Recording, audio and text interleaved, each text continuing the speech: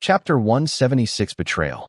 While Jake sprinted at full speed towards the two ladies to be rescued, another scene was taking place a few dozen kilometers away. Ignore. What the hell's gotten into you? You betray the ducal family after all these years of loyal service? A young woman with medium-length pink hair cried out in false indignation, betraying a certain nervousness.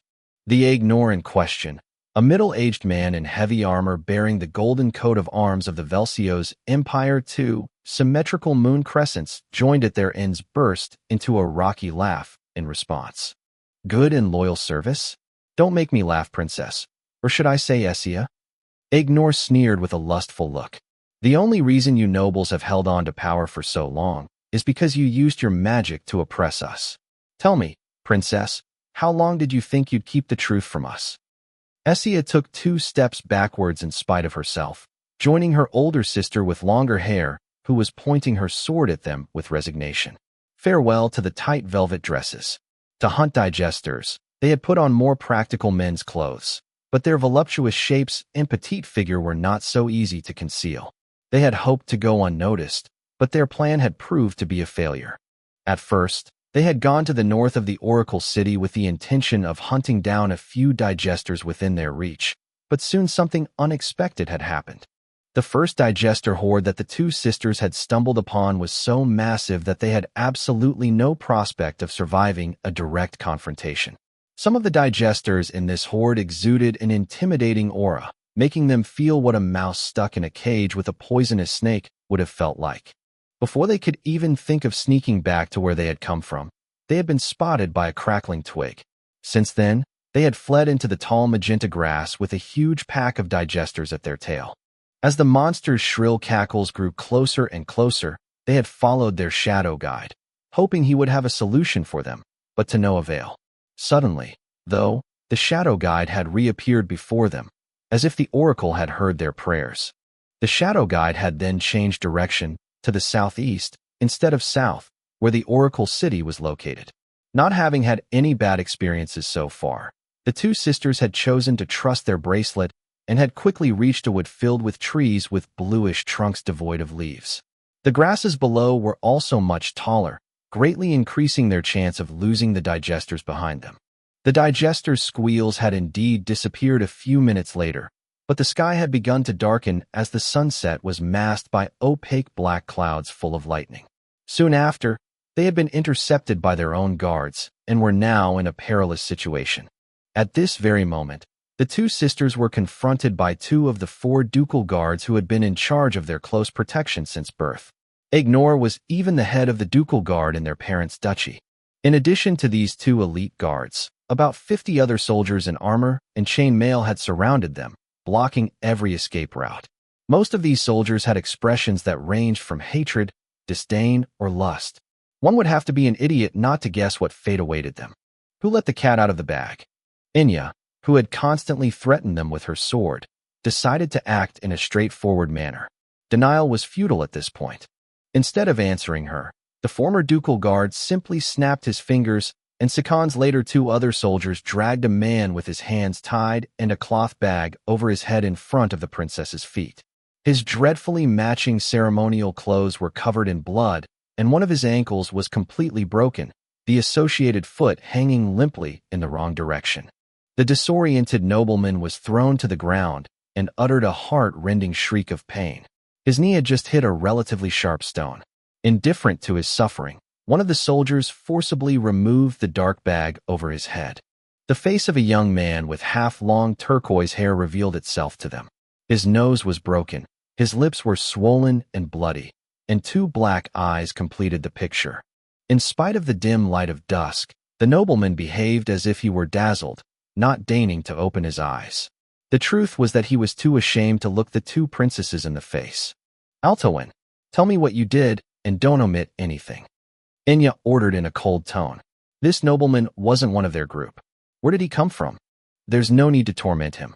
The other ducal guard, a man in his early 50s with brown hair and a nasty bowl cut, scoffed. This idiot trusted his guards and servants so much that he told them the truth as soon as he arrived in the mirror universe. They all rebelled as soon as they became aware that he had no more power.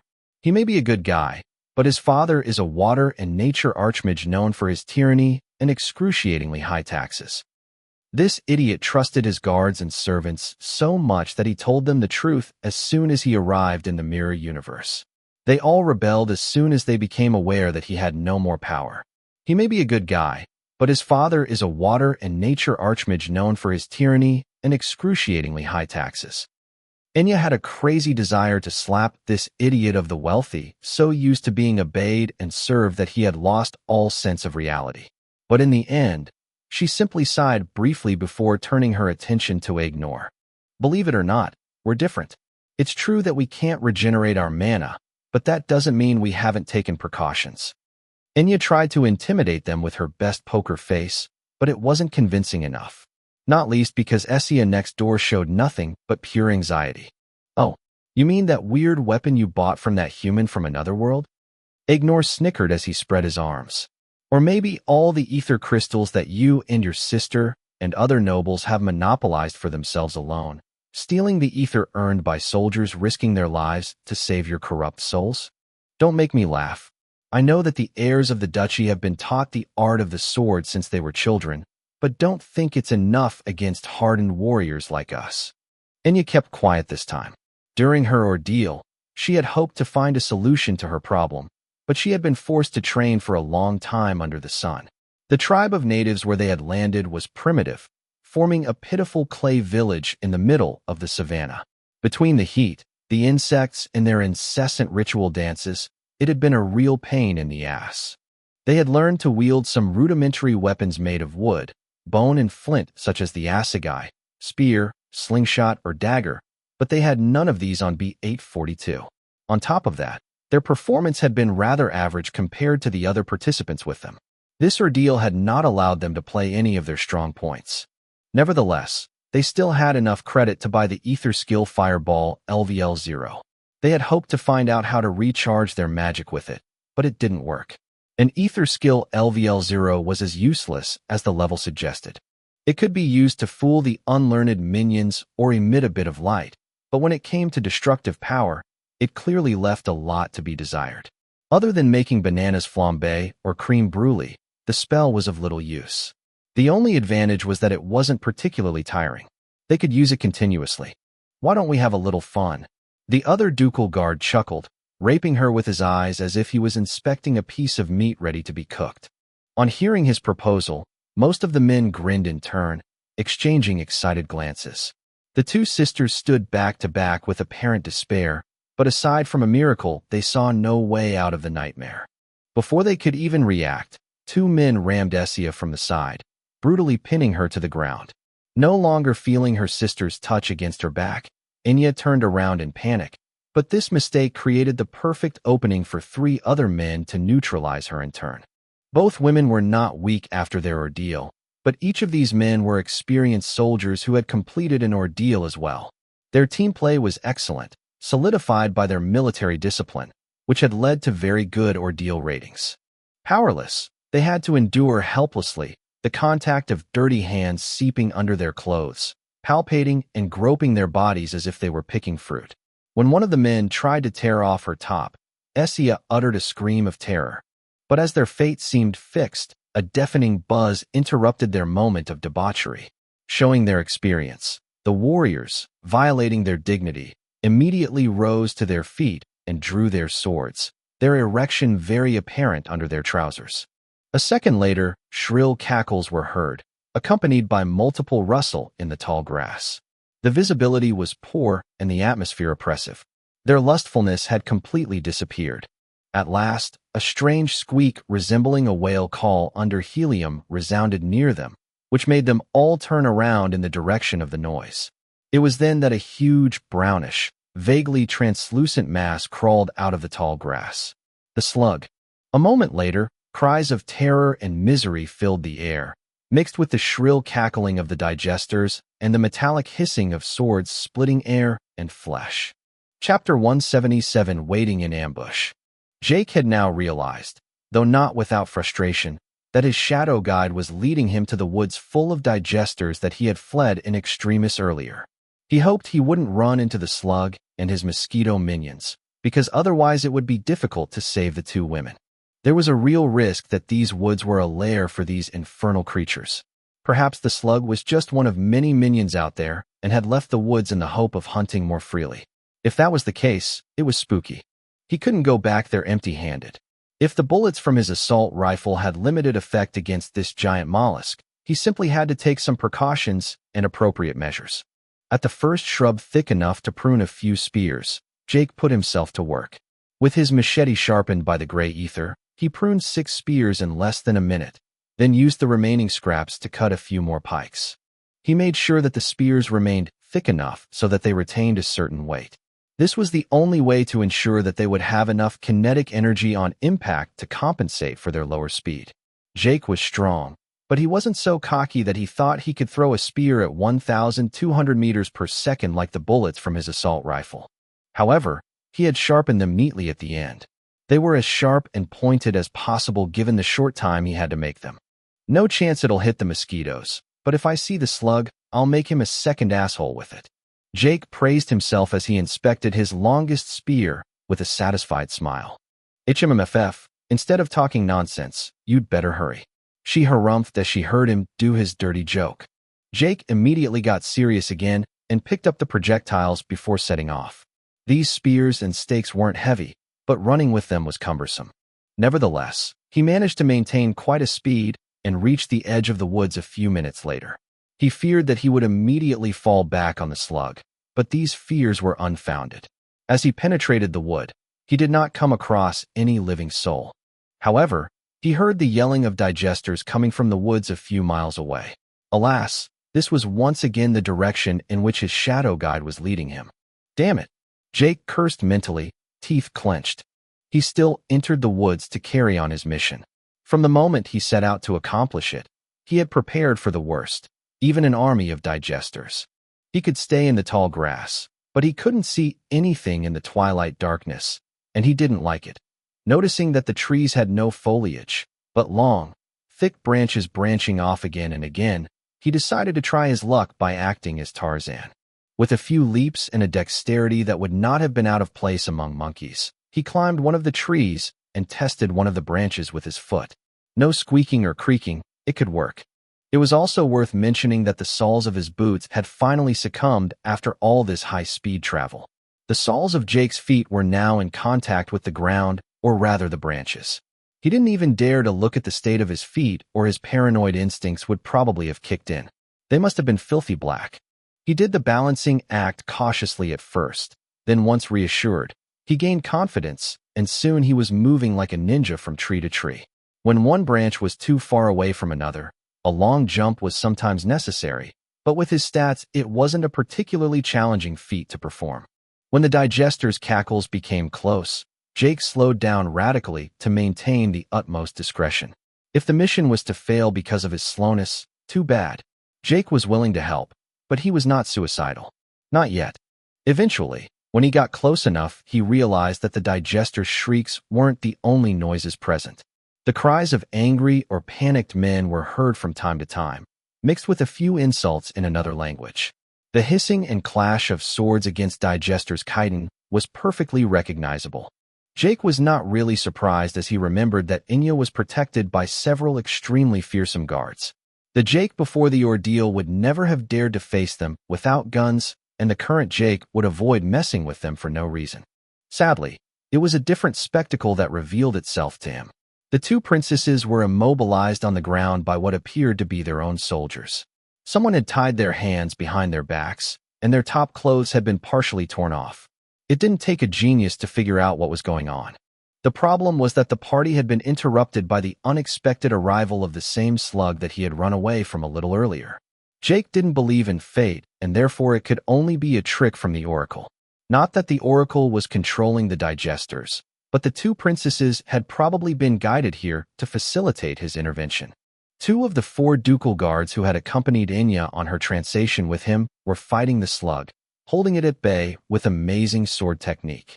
They regularly shouted orders to the other soldiers who were fighting the small fry. Jake didn't know how the slug had renewed his army in such a short period of time, but there were a dozen humanoid digesters of rank 4. as well as a multitude of rank 2 and 3 digesters. Fire spitters were also on the scene, bombing the demoralized soldiers. Nevertheless, Jake was forced to admit that these warriors were formidable. Their physical stats were as good as his before he overloaded his ether stats, and their overall technique was better. With his current intelligence, it didn't mean much, since he could easily copy them, but he didn't know anything about their intelligence stats either. Pretending they were all stupid to keep his confidence was a sure way to die.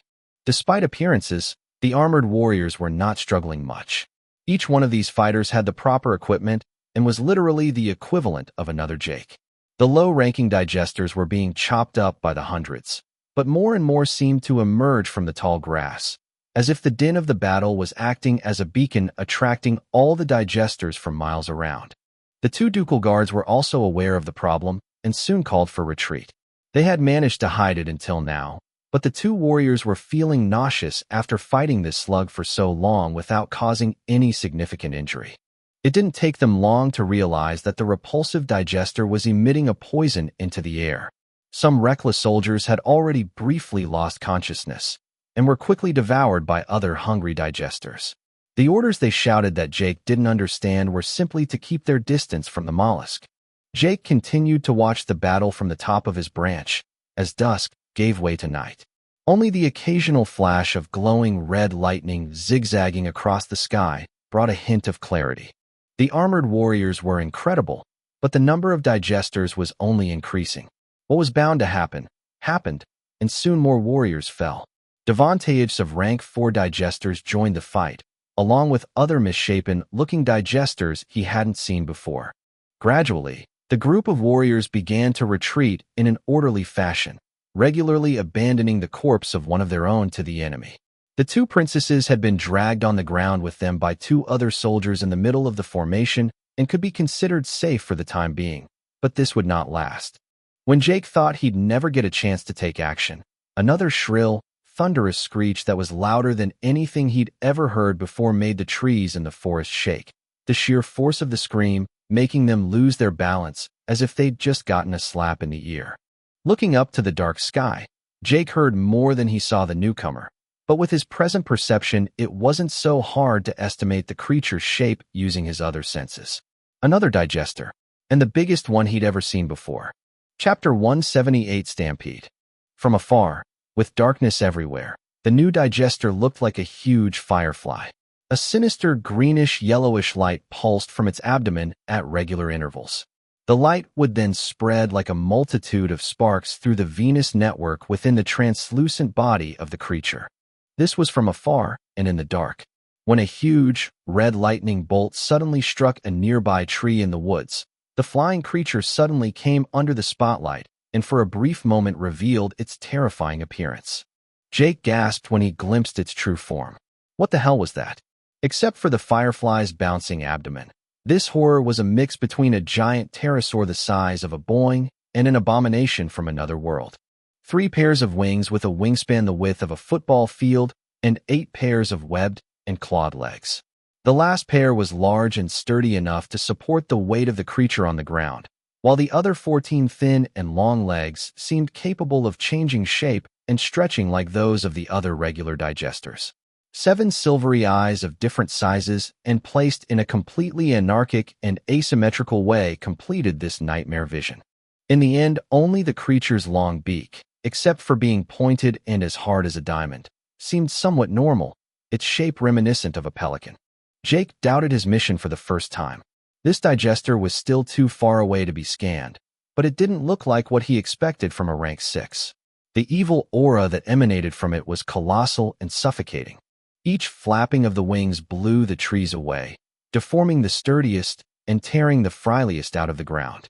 If there was such a gap between rank 5 and 6, humanity simply had no chance of surviving. So it was at least a rank 7, but that didn't mean it was good news. If there were already rank 7s within a few miles of the Oracle cities, only a few days after his arrival, his plan to peacefully accumulate ether was no longer valid at all. Looking back quickly, Jake realized that he hadn't come across a single digester of rank 0 and 1 since his arrival on B842. Kyle and Sarah's group had been chased by a few rank 1s, But in Jake's case, he hadn't come across any. Before his ordeal, he had only encountered rank 2 digesters, maybe 1 or 2 rank 3 digesters, counting the 2 stronger digesters he had faced in the first fight with Amy and Will at his side. He had also seen a rank 4 humanoid digester fight a bear, but that didn't count. The digesters were evolving fast. Too fast. If he stuck to the introduction of his manual about ether, the absorption and merging of many seed worlds had multiplied the number of intelligent living beings on this planet by an unknown factor. All of these intelligent life forms attracted ether by their simple brain activity, and by increasing their ether stats, more ether was attracted to this planet. The density of ether on B842 would continue to increase faster and faster as the evolvers and players became stronger, especially after each ordeal. Jake had only been physically on B842 for 4 days, but that was enough time for some desperate or hurried players to finish 3 or 4 ordeals. With the atmosphere getting richer and richer in ether and more prey to hunt, these digesters had probably started to proliferate like bacteria in a petri dish. If these monsters were progressing that fast, it was already too late for most civilians. Their only chance was to enter an ordeal immediately or have a generous patron give them the ether they needed to survive an excursion out of the shelter. Jake didn't intend to lose this race against time. Either way, he had to find a way to outrun the digesters, and preferably faster than the other players and evolvers. And for that, the solution was quickly found. He had to enter a second ordeal. Despite his long inner monologue, only 3 seconds had elapsed, but it was enough for the Pterosaurus digester to flap its wings twice. Each flapping of the wings had blown dozens of trees and had brought the creature a kilometer closer, causing a deafening din. Jake was dying to scan it, but to get any closer would be a death sentence. At the third beat of the wing, the gigantic digester hovered over the soldiers in armor engaged in a bloody battle against thousands of digesters. The slug was too slow in the face of the retreating speed of these veterans with their ether stats maxed out and had already been outdistanced, quickly receding into the middle of the horde. Without the paralytic gas, the 2 ducal guards had regained much of their fighting ability and had begun to turn the tide by eliminating 1 rank 4 digester after another. One notable fact that amused Jake despite this terrible situation was that more than half of the digesters' corpses had actually fallen victim to the slug's poison. Except for the few rank 3 and 4 digesters accompanying the slug and having taken their precautions, all the other digesters seemed to be completely unaware of this ability. Most of all, the slug did not seem to be worried about them much either. The level of cooperation between these creatures was obviously limited to not devouring each other. Only digesters with intelligence and crowd control abilities seemed to be able to tame them. Jake took back his thoughts shortly afterwards. As if to prove him wrong, the huge, flying digester nosedived into the middle of the horde. The impact on the ground generated a huge blast that threw hundreds of digesters and trees around in the air. Whether they were rank 2 or 4, none of them could withstand such a shockwave. Even Jake had to change trees when the branch he was standing on suddenly broke. When the rain of digesters and shrubs stopped, Jake could finally see clearly, and what he saw left him speechless. The Pterosaurus digester had impaled the slug that had given him so much trouble with one of its front legs, turned into a brooch for the occasion. The flying monster brought the mollusk to his pelican beak, and as if the poor slug was just an appetizer, the digester gobbled it down in one bite, with a noisy swallowing sound following right after. For a brief instant, there was a short silence where no one dared to make the slightest movement on the battlefield, be it humans or digesters. Then the giant digester uttered a tremendous shrill scream as ominous as that of a T-Rex, which created another deafening gust of wind. At that very moment, as if the digesters had just been granted amnesty, the horde started moving again, attacking the guards with renewed vigor, but this time, the supposed rank 7 was staring at the group of humans attentively without blinking his eyes. And 7 asymmetrical eyes staring at you like that would have terrified anyone. For the first time, the training and good order that had allowed these veterans to resist this horde of enemies was broken.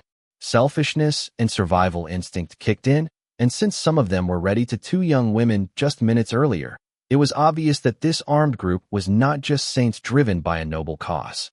As soon as the rank 7 stared at them, The most selfish/frightened ones abandoned their comrades without hesitation.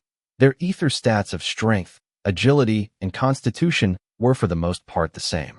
Getting a few seconds ahead of the others would determine who would survive or die today. As if the rest of the warriors were waiting for that signal, a second wave of soldiers abandoned the formation, and seconds later a stampede ensued. The two ducal guards escaped faster than anyone else, disappearing with the first deserters. Soon only the two princesses were left on the ground with their hands tied behind their backs. Their desperation was at its peak, and seeing the horde of digesters descend upon them, they couldn't help but close their eyes and pray for an end to it all.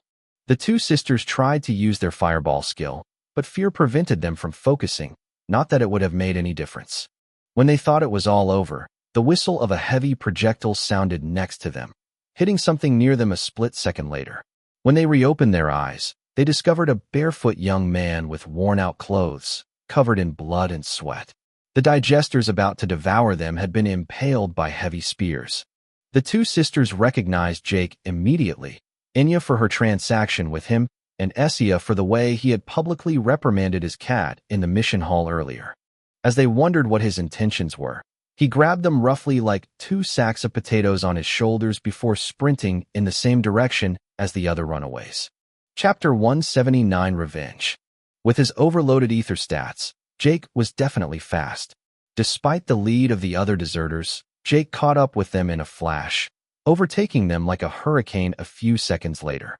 Once assured that he had some cannon fodder in his back ready to serve as a distraction in his place, Jake heaved a deep sigh of relief.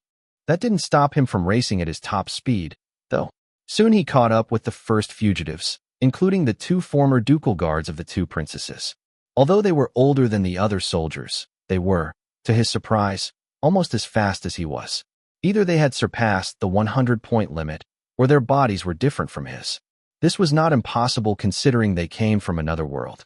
When Jake passed them in turn, the eyes of the 2 gawking guards suddenly popped out as if they couldn't believe it.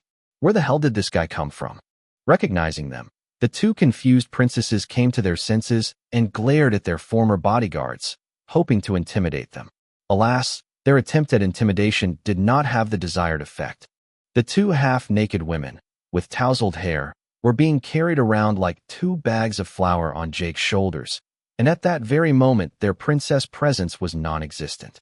To be frank, a bystander spotting Jake fleeing with the 2 young women might have thought that he was in fact the kidnapper leaving with his 2 war trophies. Regardless of his superior speed, luck was not with him that night. No sooner had he widened the gap a few meters with the 2 ducal guards than the deafening roar of the rank 7 abomination resounded again, uprooting a few trees a little too close by. As if the digesters' horde was on steroids, the digesters chasing them suddenly gained speed, allowing even the ever-increasing digesters of rank 4 to suddenly catch up slowly. The last to escape soon found themselves forced to defend their lives, and this short delay in blocking gave the other slower digesters time to arrive in turn and overwhelm them. At this level, the battles were fairly quick, and within a few kilometers of escape, only about 10 stragglers were caught and then devoured by the horde. Worse, the howling of the digester pterosaurus seemed to have a rallying effect on all the digesters nearby. When Jake thought he was finally out of the woods, he had to brake hard, planting his feet deep into the ground and raising a cloud of dust, which shook the 2 princesses on his shoulders. A little more, and they would have gotten whiplash. Then he could have said goodbye to his rescue mission. In front of him, another horde of digesters was heading straight for them, blocking the shortest way back to the Oracle shelter. Fuck, Jake cursed as he gritted his teeth in nervousness. Reacting accordingly, he turned 90 degrees to his left and in a blast sprinted in a new direction, hoping to get around them before it was too late. The 2 ducal guards seemed to have had the same idea and decided to follow him. Fuck off, Jake shouted at them as they chased after him. Why don't you go to the right? Of course, both guards were extremely thick-skinned and made do with a sarcastic chuckle. Seeing their reaction, Jake was dying to put a bullet from his assault rifle into their heads at point-blank range, but that meant having to let go of the 2 princesses. Well, keep following me then, if you can, Jake muttered instead. With the digester blood boosting his stamina and vitality, he could afford to push his body beyond its limits.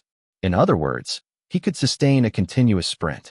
The reason why he was so careful was that it was psychologically very unpleasant to breathe like a blower with his heart beating to the rhythm of a Gatling gun. The CO2 levels would be elevated continuously, making him feel as if he was suffocating if he held his breath for more than a second. Taking it upon himself, he forced himself to breathe as fast as he could, as if he was trying to hyperventilate, and contracted his muscles to accelerate accordingly. His blood pressure rose and his body temperature soared, activating all his body's survival mechanisms to cool him down. Human enzymes did not work well above 42 degrees Celsius because their three-dimensional structure would become loose. A high constitution could not change this, although it allowed his body to heat up less quickly as his cells and molecules were less subject to agitation.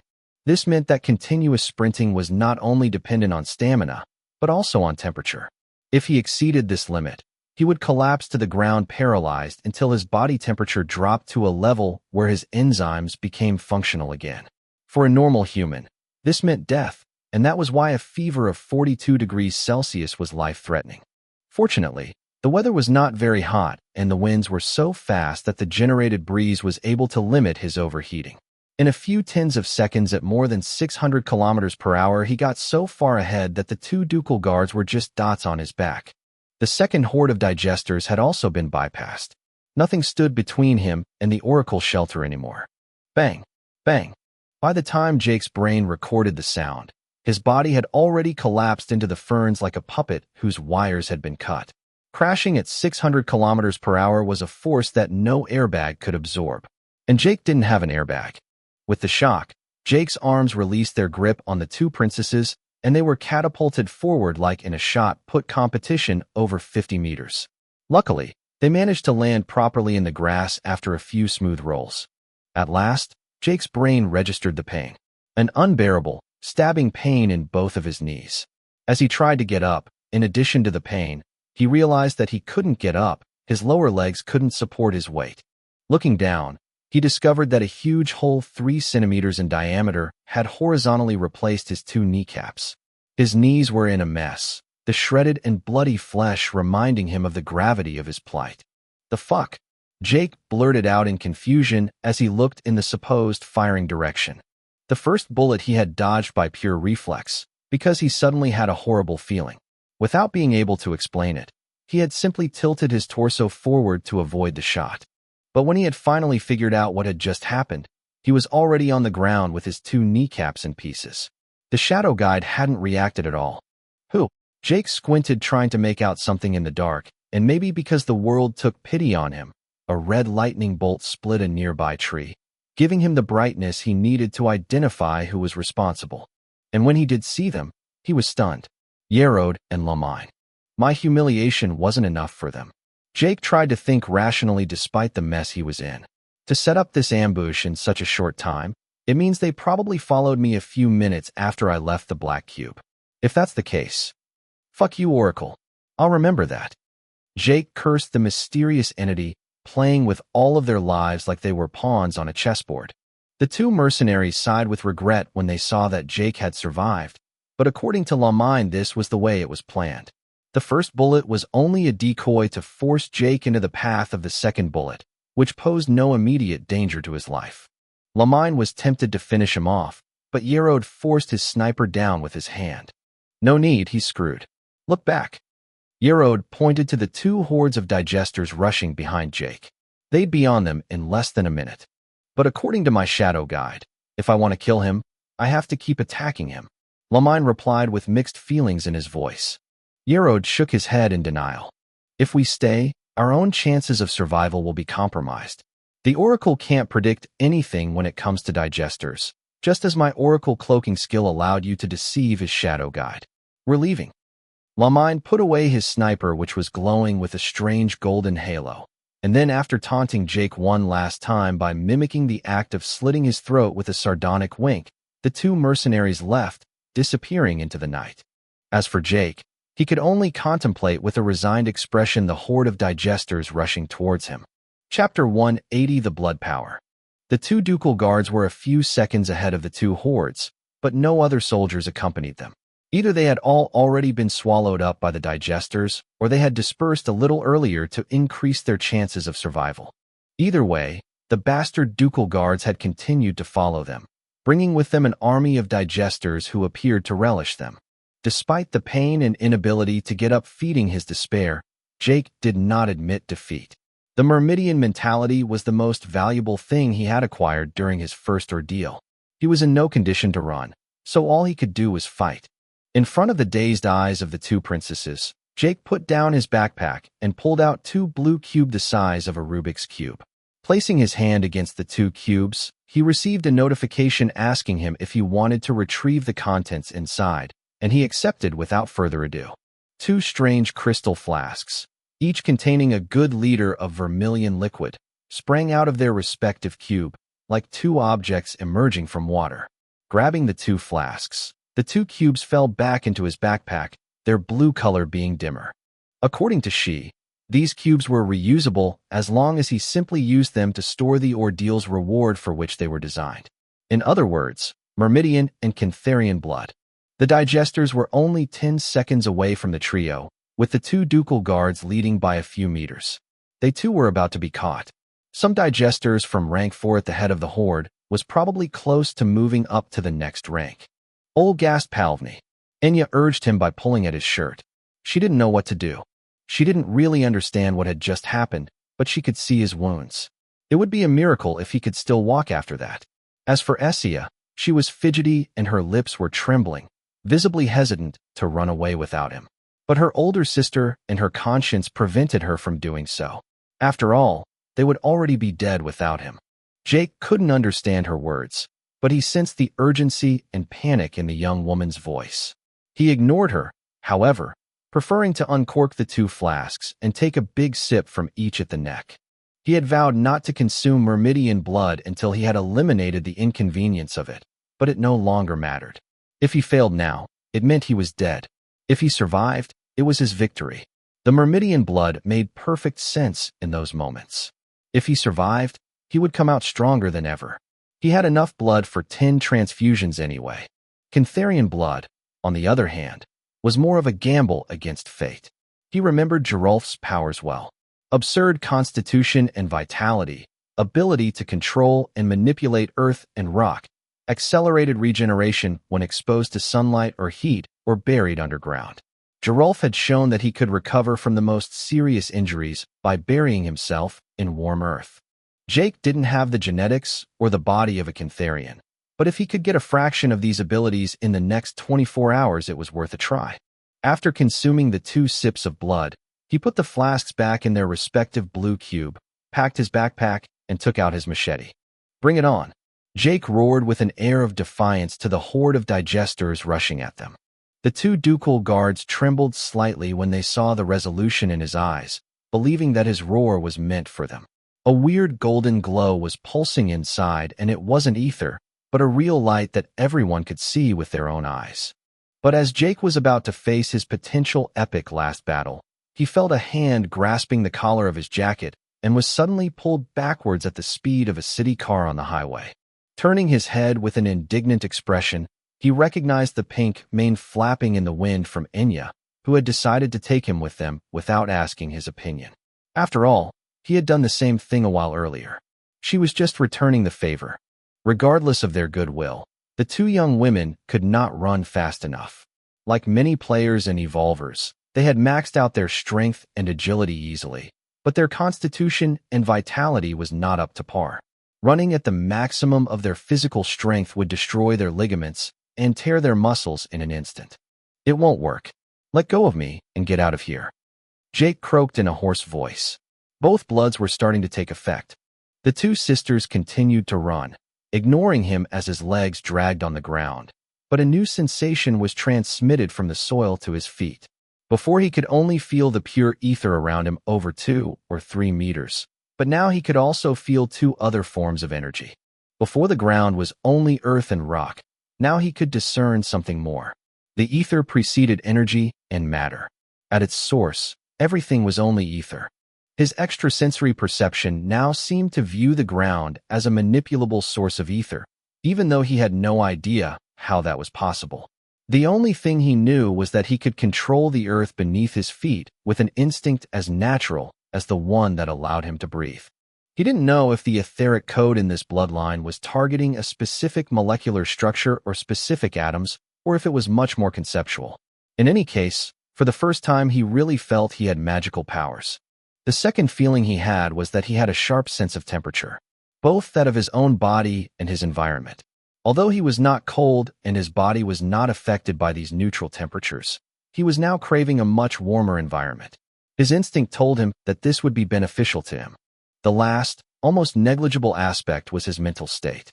An unshakable will and a visceral desire to defeat his enemies and surpass his limits. By letting himself be carried away by this thought, he already felt the ether flowing towards him, nourishing his cells. His already overloaded ether stats were showing signs of growth, although he didn't know if this was temporary or not. As he discovered the effect of the two pure bloods after just one sip, he couldn't help but feel grateful to Geralf and Lucia.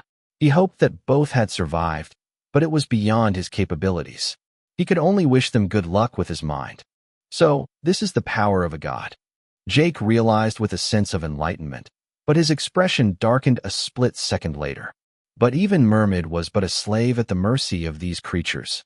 While being dragged by Enya, Jake stared at the two ducal guards and then at the rank for humanoid digester leading the horde. This one was huge, almost 5 meters high. His one eye and his open jaw full of teeth expressed nothing but brutality and an inalterable will to destroy and devour. The creature was undoubtedly stupid, yet the oracle feared them. When the two princesses, who were too slow, were finally caught up and overtaken by their two former ducal guards, Jake finally uttered, "Mermaid, let me take a little revenge for you." Pinching the nerve between the princess' thumb and forefinger, he forced her to let go of her grip with no warning. The young woman raised a high-pitched cry of pain and surprise, but it was too late. At her speed, by the time she turned around, Jake had already disappeared into the horde. Worried and not knowing what to do, they couldn't bring themselves to turn back. They wanted to save him, they really wanted to, but if they turned back, they would die in a second. If Jake hadn't chosen to sacrifice himself, they would have died seconds later anyway. Ignore and the other guard were thrilled that a fool was sacrificed in their place. In their eyes, Enya had simply thrown him to the monsters to increase her chances of escape. However, they didn't hold it against her, because if they needed another bait to distract them, the princesses would be their first and only choice. The two sisters had almost made up their minds when they saw two people rushing towards them, then passed them to join the fray.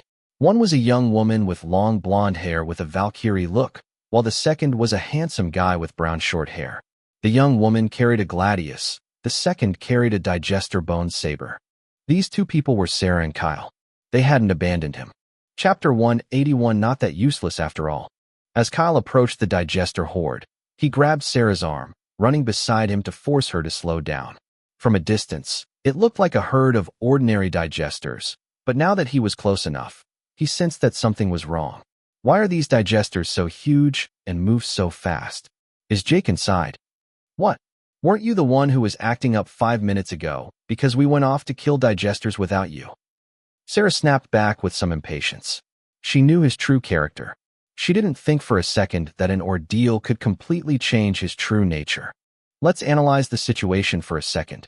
The playboy diverted her attention by raising his hands in a vain attempt to appease her.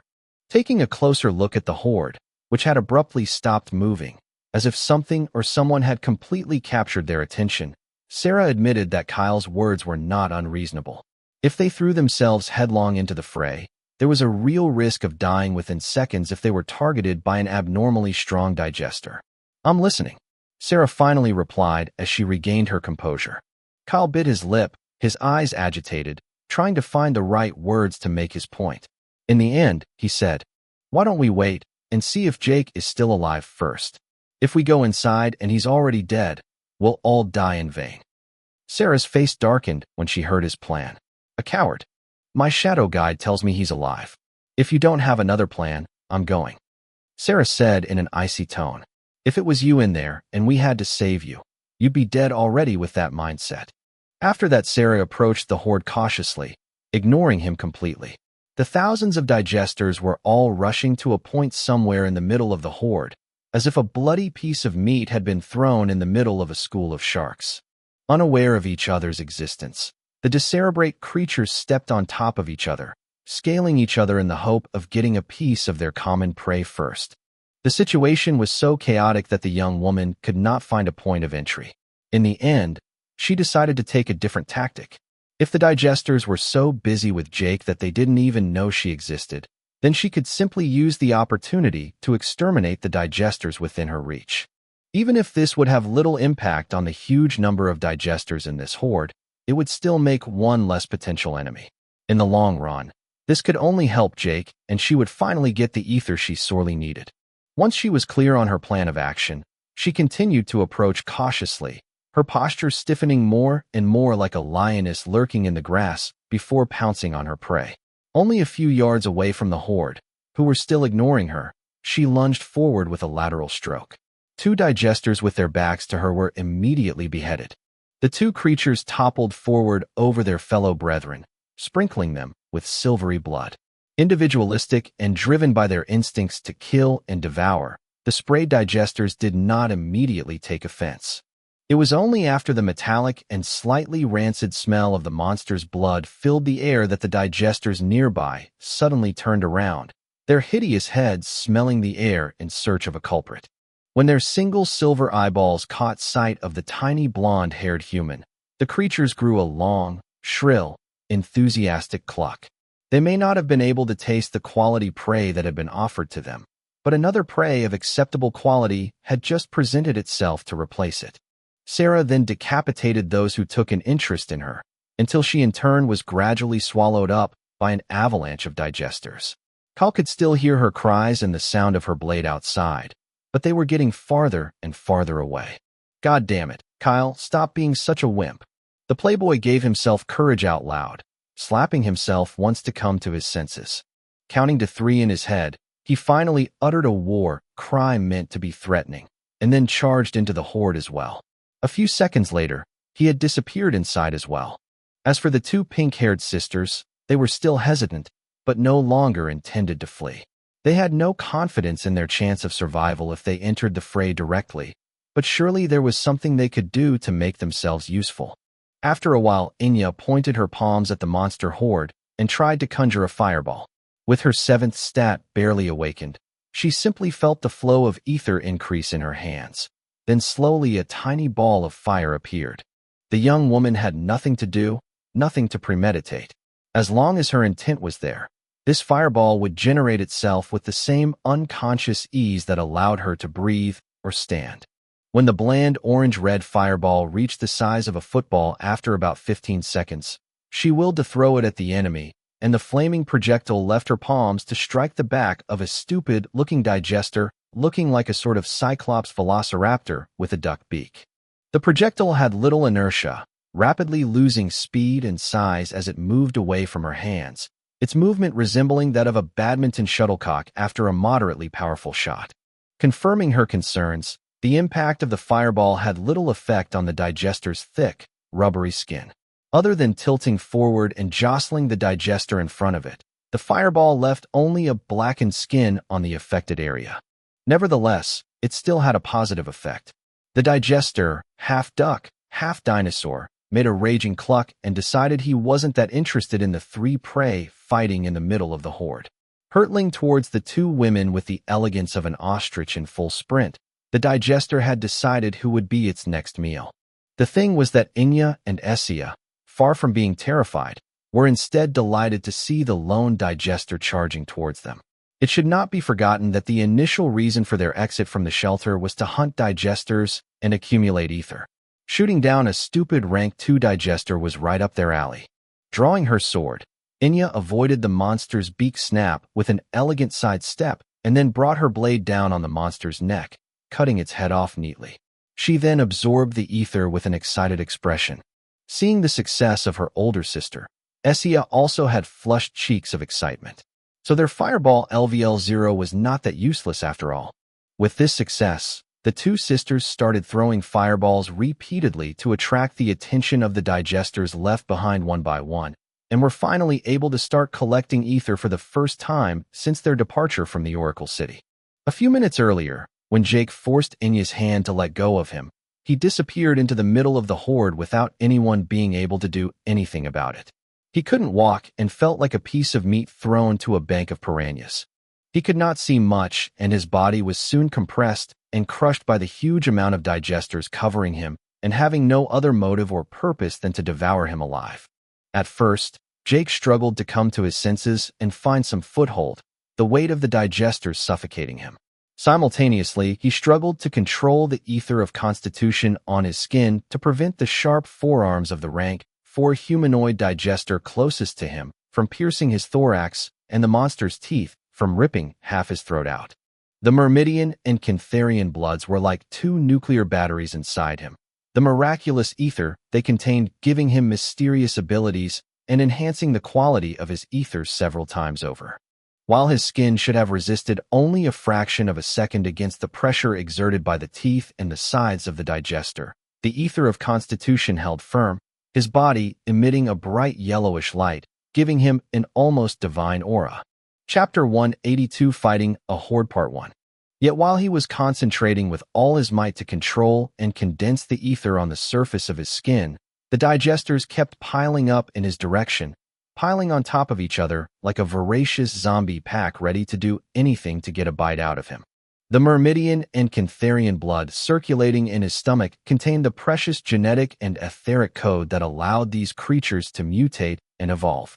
To the digesters, Jake right now was like a shining beacon of light. His smell was so enticing that the creatures couldn't suppress their urges, each of them salivating profusely as if a tap had been left on. Jake's unique ether was the most bewitching and attractive flavor, and absolutely nothing, not even their fellow brethren, could deprive them of such a meal. It was a compelling hunger that nothing could contradict. As the heap of digesters piling on top of him grew higher and higher, Jake soon became completely unable to move, the pressure on his chest becoming so high that he couldn't breathe at all. With the digester trying to stick its fangs down his throat, Jake's face was red and congested, and his vision began to blur. Luckily, as the 2 bloods were digested by his body, the ether contained in them began to take full effect. The perception and feeling of control over the earth and rock beneath him was getting stronger by the second, and his body was radiating a distinct heat that was gradually becoming uncomfortable to the humanoid digester crushing him.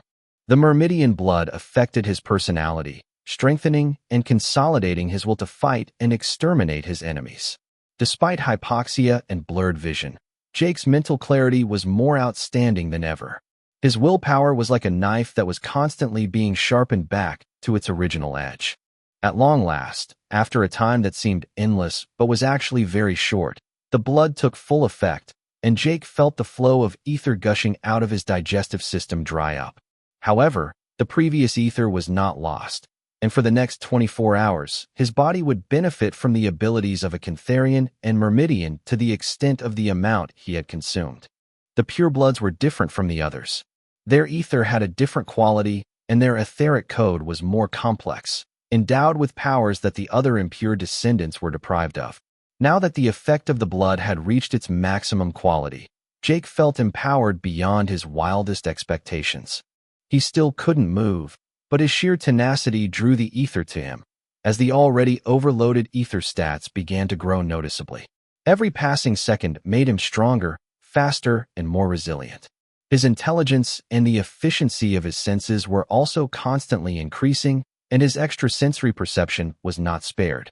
While he had originally gone off to hunt digesters in order to accumulate ether and max out his 7th stat, it was slowly but surely climbing towards 100 points without him having to spend anything. If the trend continued, his extrasensory perception would exceed 50 points in less than 2 minutes. Despite this, the weight and pressure on his body was increasing much faster than his stats, and the point of no return had been reached. Without taking action, he would simply end up asphyxiated. If he lost consciousness, he would lose control of his ether and the digesters would take a bite out of him. Feeling that the ground in contact with his back was fully controllable, Jake concentrated his mind, and suddenly, without any warning, he fell into the ground, as if the earth and rock beneath him was just water. The fangs of the humanoid digester snapped shut on Rock, its body ending up trapped underground as it was carried away with Jake. Underground, Jake inexplicably felt good, not being compressed or oppressed by the mass of earth around him. The earth and rock within 4 meters was perfectly under his control and no longer weighed anything. This range increased second by second as his extrasensory perception continued to grow. Despite the darkness and his closed eyes, Jake could easily orient himself by sensing where the ether in the earth and rock stopped. The ether in the humanoid digester stuck underground with him had a very distinct texture in comparison. This perfect control of the earth, though, wasn't free of charge. It demanded intense mental fortitude and mobilized his full attention. Yet, thanks to the uplifting effect of the Myrmidian blood, the ether continued to flow towards him and enhance him, the excess ether inside his body refusing to dissipate for the time being. His mental capacities were thus entirely dedicated to the thought of how to defeat his enemies and not that of controlling his excess ether so that it would not dissipate. And since his ether stats were constantly increasing, it was getting easier and easier.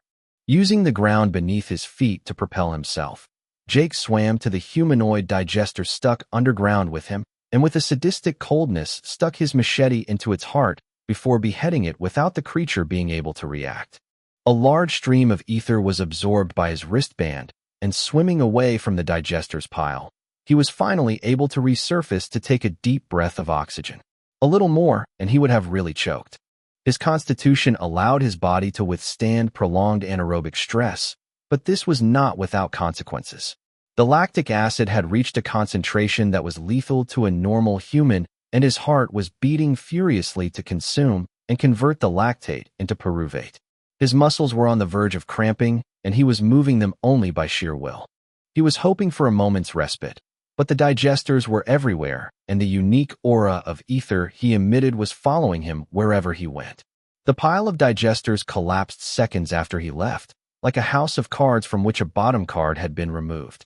Soon, a new mob of digesters were pouncing on him, their frenzy rekindled by his reappearance near them. But this time, Jake was ready for a fight. Using the ground to move like a stealthy shadow, his machete on the surface of the earth was like the dorsal fin of a shark splitting the surface of the ocean. All digesters in his path were dismembered without mercy, the ether of the victims following in his wake. As Jake became more familiar with controlling the land, his movements became faster and more precise.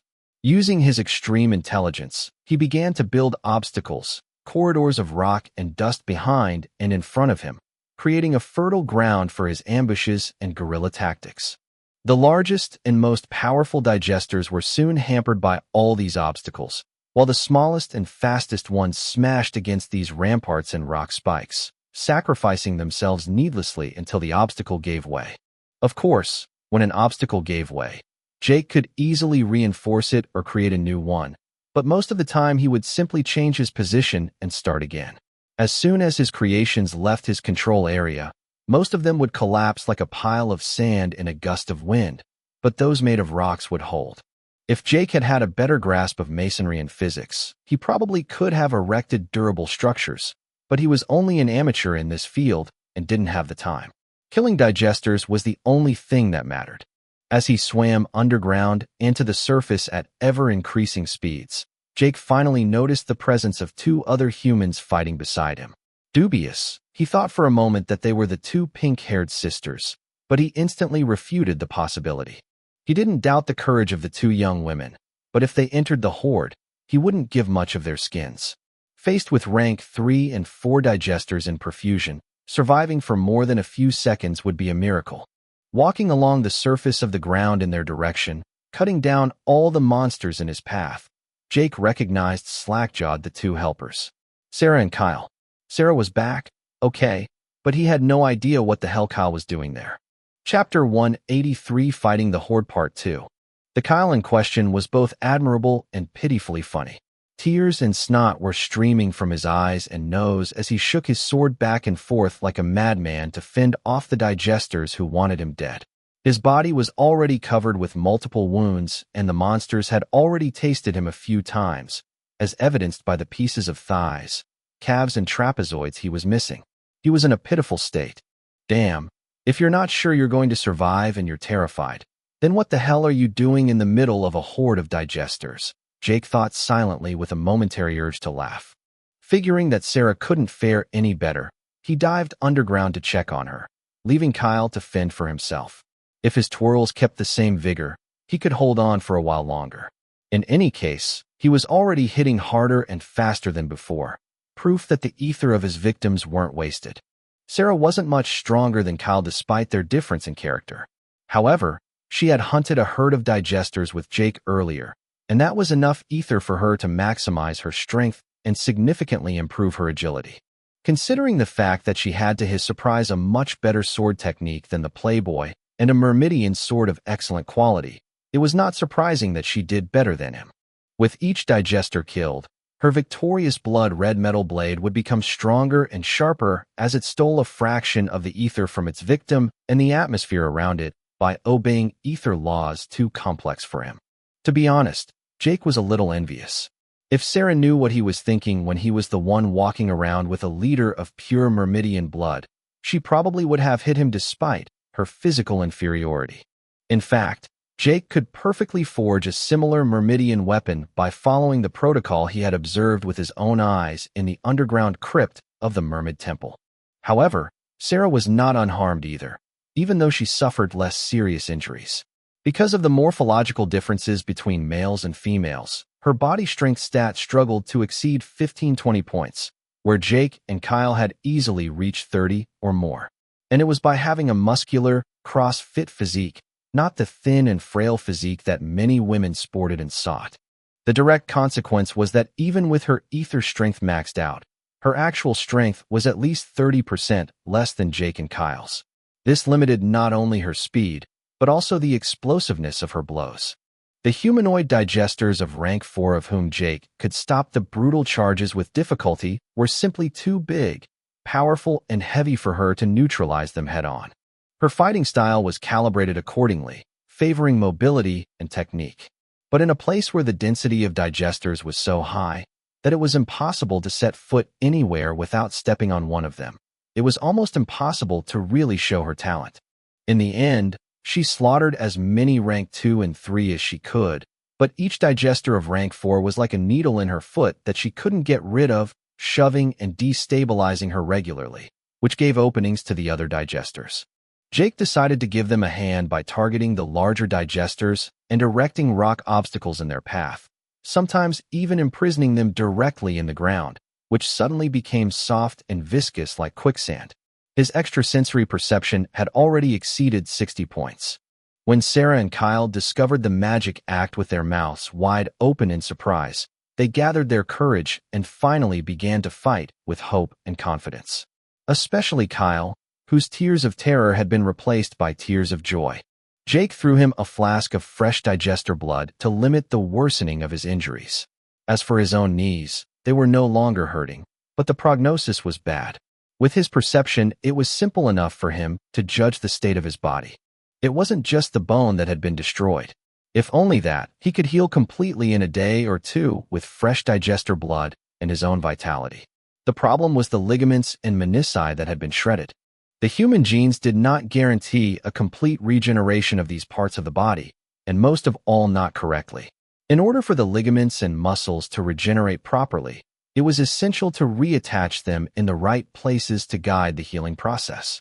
As for the bone itself, if he was not careful, the knee could simply calcify in the wrong position, leaving him with a rigid and not very mobile knee joint.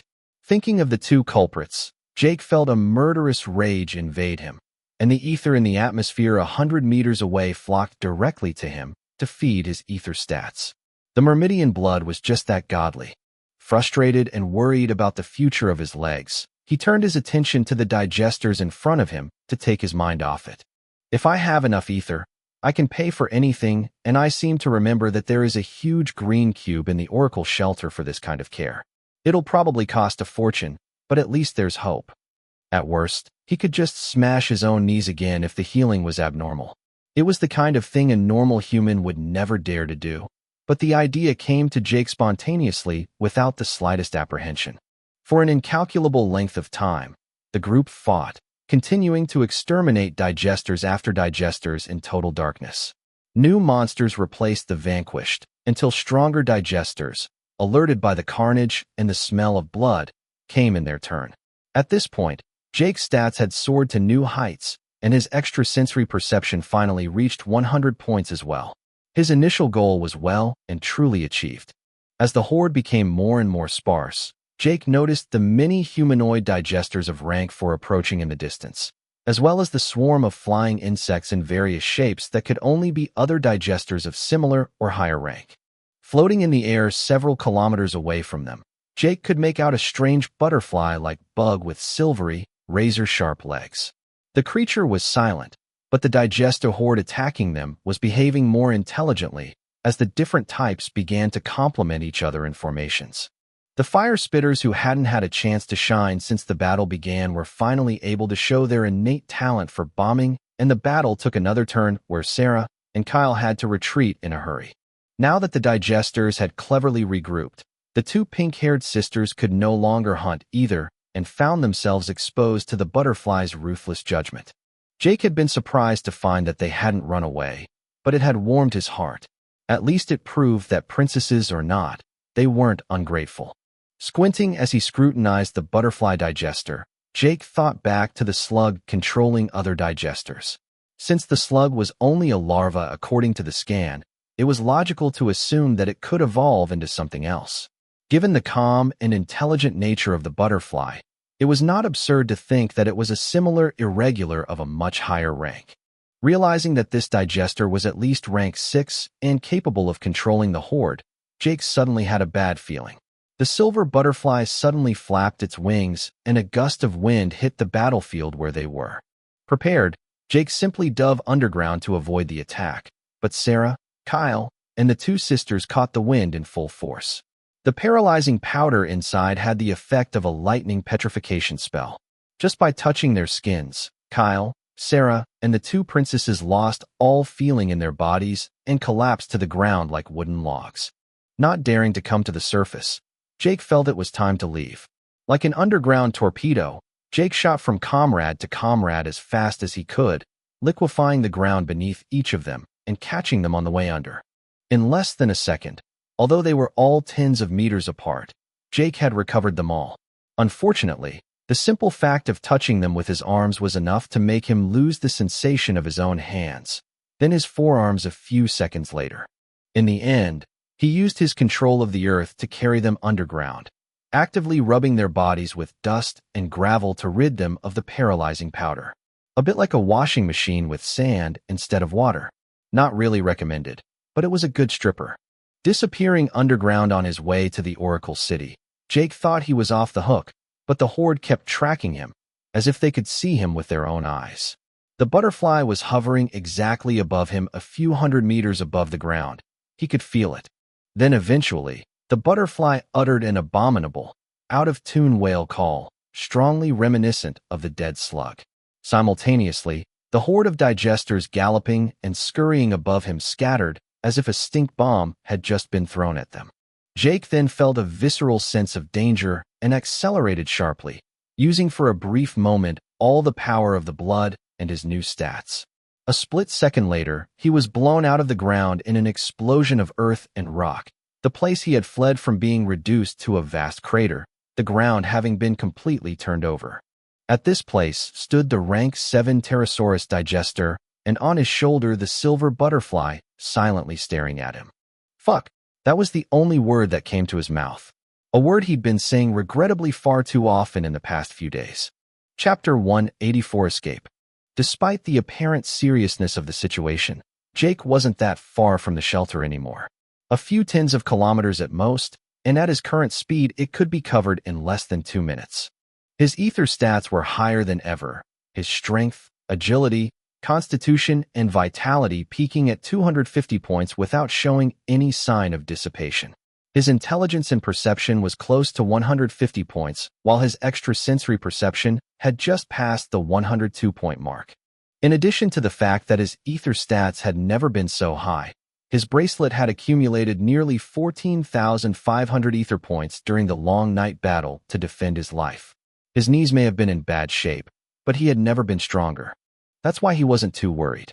These two digesters were monsters that the current Jake had no chance of facing, but surviving them by running away was not a challenge beyond his reach. Though, only if he was alone. Carrying 4 unconscious people with him would severely complicate the task. The mutant pterosaur's overpowering strike had not caused any visible damage to Kyle and Sarah, but the two princesses had taken the full brunt of the shockwave. Their way of fighting was more cautious and less experienced than that of the trio, whose ordeal had been to follow the gladiator training routine.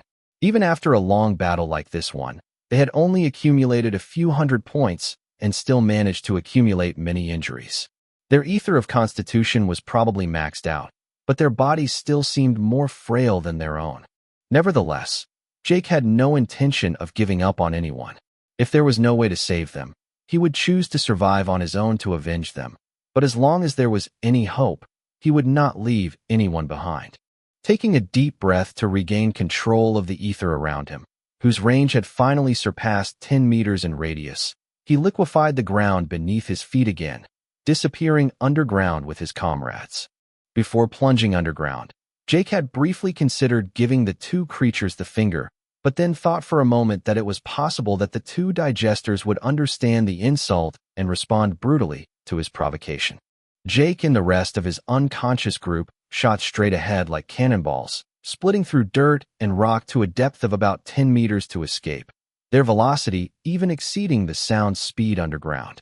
Since there was little air and the earth was moving away from them thanks to Jake's exquisite control by pushing the air close by, it was almost like moving in a vacuum. The resistance against their bodies was insignificant, and Jake easily managed to widen the gap with the two high-ranked digesters who had not moved. Despite this small success, his anxiety only increased.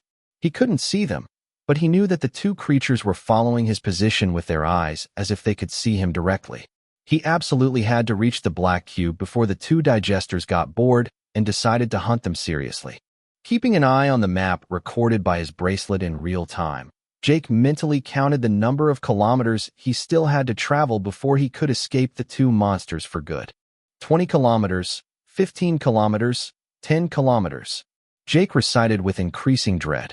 As if the digesters could hear his thoughts, the two creatures decided it was finally time to eliminate the last moles hiding underground. They loved to play with their prey, but they knew they couldn't hunt near the precipice. All prey fleeing so far meant that their hunt had failed. With a powerful flapping of its wings, the gale of wind blowing the corpses of the digesters nearby into the air, the Rank 7 lifted off, generating an incredible amount of energy, comparable to that of a space shuttle during its launch. Despite its power, the pterosaurus-like digester was relatively heavy. By following the laws of conventional physics, this creature should have been unable to fly. However, its ether and body stats were so high that its anatomy defied common sense, allowing it to easily break the sound barrier in a split second. The silver butterfly on his shoulder also took off with much more grace. Much faster than the enormous flying digester, its wing beats generated virtually no noise, although a gust of wind also followed them. The butterfly took the lead, flying like a silver comet in the direction of Jake, catching up with him and the rest of his group in less than 5 seconds. Stabilizing its flight a few hundred meters above Jake, the mysterious digester began to taunt them again, accompanying their movements. Jake became increasingly alarmed and frustrated, but he could only grit his teeth and continue to flee as fast as he could. By concentrating all his strength, his ether of intelligence had gained yet another point, and that had allowed him to speed up a little more. Time was his best ally. Alas, the two flying digesters did not give him that chance. With its out-of-tune wail call, which hammered their eardrums, Jake felt a sharp headache, even more violent than the one he had suffered when he had overloaded his stats with insufficient intelligence. His vision blurred again, and blood began to flow from his nose, eyes, and ears. His head was spinning, his balance was disturbed as if his inner ear had been damaged, and he could feel a foreign intrusion into his mind. A bluish ether mass carried by the sound wave emitted by the butterfly. Focusing his will, Jake firmly repelled the alien ether, but it loosened the force of his control over the surrounding earth, and his speed decreased significantly as a result. Fortunately, The butterfly seemed unable to unleash these mental blasts repeatedly, or Jake would have already died by now. In comparison, Jake was much more worried about his teammates who were still unconscious and had no means to repel this invasive ether. Just like Jake, blood was coming out of every orifice of their faces, but the pain was not enough to bring them back to consciousness. The paralyzing powder was still active, scanning their bodies with his mind, which Jake could now feel was no longer as dependent on his fleshly body as before. He expelled the foreign ether from their bodies before refocusing on his escape. This delusion had nevertheless been enough to allow the Pterosaurus digester to catch up with them. Swooping down again like a meteor, a huge shockwave wreaked havoc on the earth again, ejecting him and his comrades from the ground. Jake had not been able to escape to the depths, because then he would have lost control of the earth above him. He and his group would then have been forced to endure the pressure of the huge mass of earth he no longer controlled, and all they would have gained was to end up being buried alive. So they were sent back to the surface with multiple fractures this time, although Jake absorbed most of the shock by hiding them in front of him at the moment of impact. But as Jake was coughing up blood while palpating his sternum, which sounded like a crushed potato chip packet, he heard a noise that shouldn't have been there. Meow. Jake bugged for a short moment, thinking that he may have hallucinated and that the mewing was coming from one of the two digesters, but the mewing sound resounded again right behind him. Meow. A ball of black hair weighing 100 kilos suddenly rubbed against him, who still couldn't get up, the rough hair rubbing his face, making him want to sneeze. Pushing away the overly tactile animal with his arms, Jake recognized his own cat in amazement. Crunch. What the hell are you doing? Jake interrupted his sentence when he saw the gang accompanying his cat. A huge lion more massive than an adult mammoth was standing right behind Crunch, who looked like a miserable cub next to him, because of the striking difference in size. In addition to the lion, 7 or 8 lionesses as heavy and voluminous as hippos accompanied it, as well as a male tiger not much smaller than the lion. Both the lion and the tiger in question had eyes sparkling with intelligence, their fur shining as if each of their hairs were a polished steel wire. Their snubbed chops revealed fangs so white and shiny that they seemed able to chew diamond with impunity. So that's why the two digesters didn't finish us off, Jake realized with a deflated expression. The Pterosaurus and the butterfly digesters, as well as the lion and the tiger, were now glaring at each other as if they were prey to each other. The tension in the air was palpable, and a new red lightning storm had just begun, heralding the start of an epic fight that promised to be titanic. Chapter 185 Clash of Titans. The digester Pterosaurus was colossal compared to the lion and the tiger, who in front of it looked like two kittens. And yet, Jake's instinct was telling him that these two felines were absolutely not inferior to this monster. The lion in particular emitted such a dominating pressure that the silver butterfly, more sensitive to mental attacks, could not help but take off again to take some distance. The rank 7 was comparatively much dumber, or more reckless. Either way, the creature seemed unable to sense the danger of the two insignificant creatures in front of it. Anything it could swallow in one bite could only be easy prey to it. And these two prey seemed particularly juicy. Based on this difference in behavior, it was clear that the butterfly was more dangerous. If Jake was pushing the paranoia even further, it was even possible that the rank 7 was the underling or under the control of the butterfly. There was no doubt that the Pterosaurus digester was a formidable opponent, but Jake was more wary of creatures capable of reasoning. At his current level, it didn't matter whether the butterfly was rank 6, 7, or 8. The insect's speed was such that he wouldn't have time to react anyway. All of a sudden, as if the silent negotiations had failed between the two groups of opponents, the two felines began to growl, while the Pterosaurus deployed its gigantic pairs of wings to make itself more imposing. Its wings were so wide that they almost covered their sight. The mere growl of the two felines was deep and low enough to cause the earth, dust, and gravel to vibrate and jolt on the ground at a high frequency. Even for Jake, it was a terribly uncomfortable experience that made his teeth rattle despite his excellent self-control. Feeling that the clash of titans was about to begin, Jake picked up his unconscious teammates, making them disappear underground once again. Crunch. The lionesses and other felines were extremely calm, as if this wasn't the first time they'd seen their leaders fight seriously. In any case, just like Jake, the other members of the pack retreated hastily, only stopping after retreating 500 meters from them. According to Jake, it may not even be enough. Although he popped up with his head on the surface to watch the fight, he was ready to run away at the slightest sign of defeat. The other felines, and especially the lionesses, went into a prone position, some of them even starting to groom by licking themselves. Crunch went to annoy the female leopard he had harassed earlier in the mission hall. Hanging around with 2 other leopards, she growled at him by lifting her clawed paw as a warning, but it had no bearing on the old alley cat. He had apparently convinced the lonely leopard to accompany them with his legendary shamelessness. On Earth, feminists would surely have considered the cat's flirting tactics as harassment, but sadly the feline equivalent did not yet exist. Jake was planning to sermonize him again with the intention of drilling some sense into his skull, but that was when all hell broke loose. Ruohair. A deafening roar erupted from the lion's mouth, a sonic wave of compressed air blasting absolutely everything in front of him for several hundred meters. Even being 500 meters behind, the residual sound wave that passed through them was loud enough that Jake cautiously decided to avoid it by diving back underground. The other felines were clearly prepared, as they all posed without exception, including Crunch, with their front paws on their ears to muffle the slightest sound. It wasn't perfect, but it was enough with their present constitution.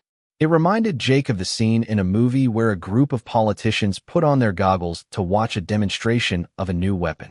The shock wave hit the massive body of the Rank 7 digester without doing any damage, as if it were a pleasant, refreshing breeze. However, it did have the desired effect on his temper. Enraged, the flying monster shrieked in turn. The shrill cackling that had uprooted hundreds of trees exploded again, but with even more intensity, if that was possible.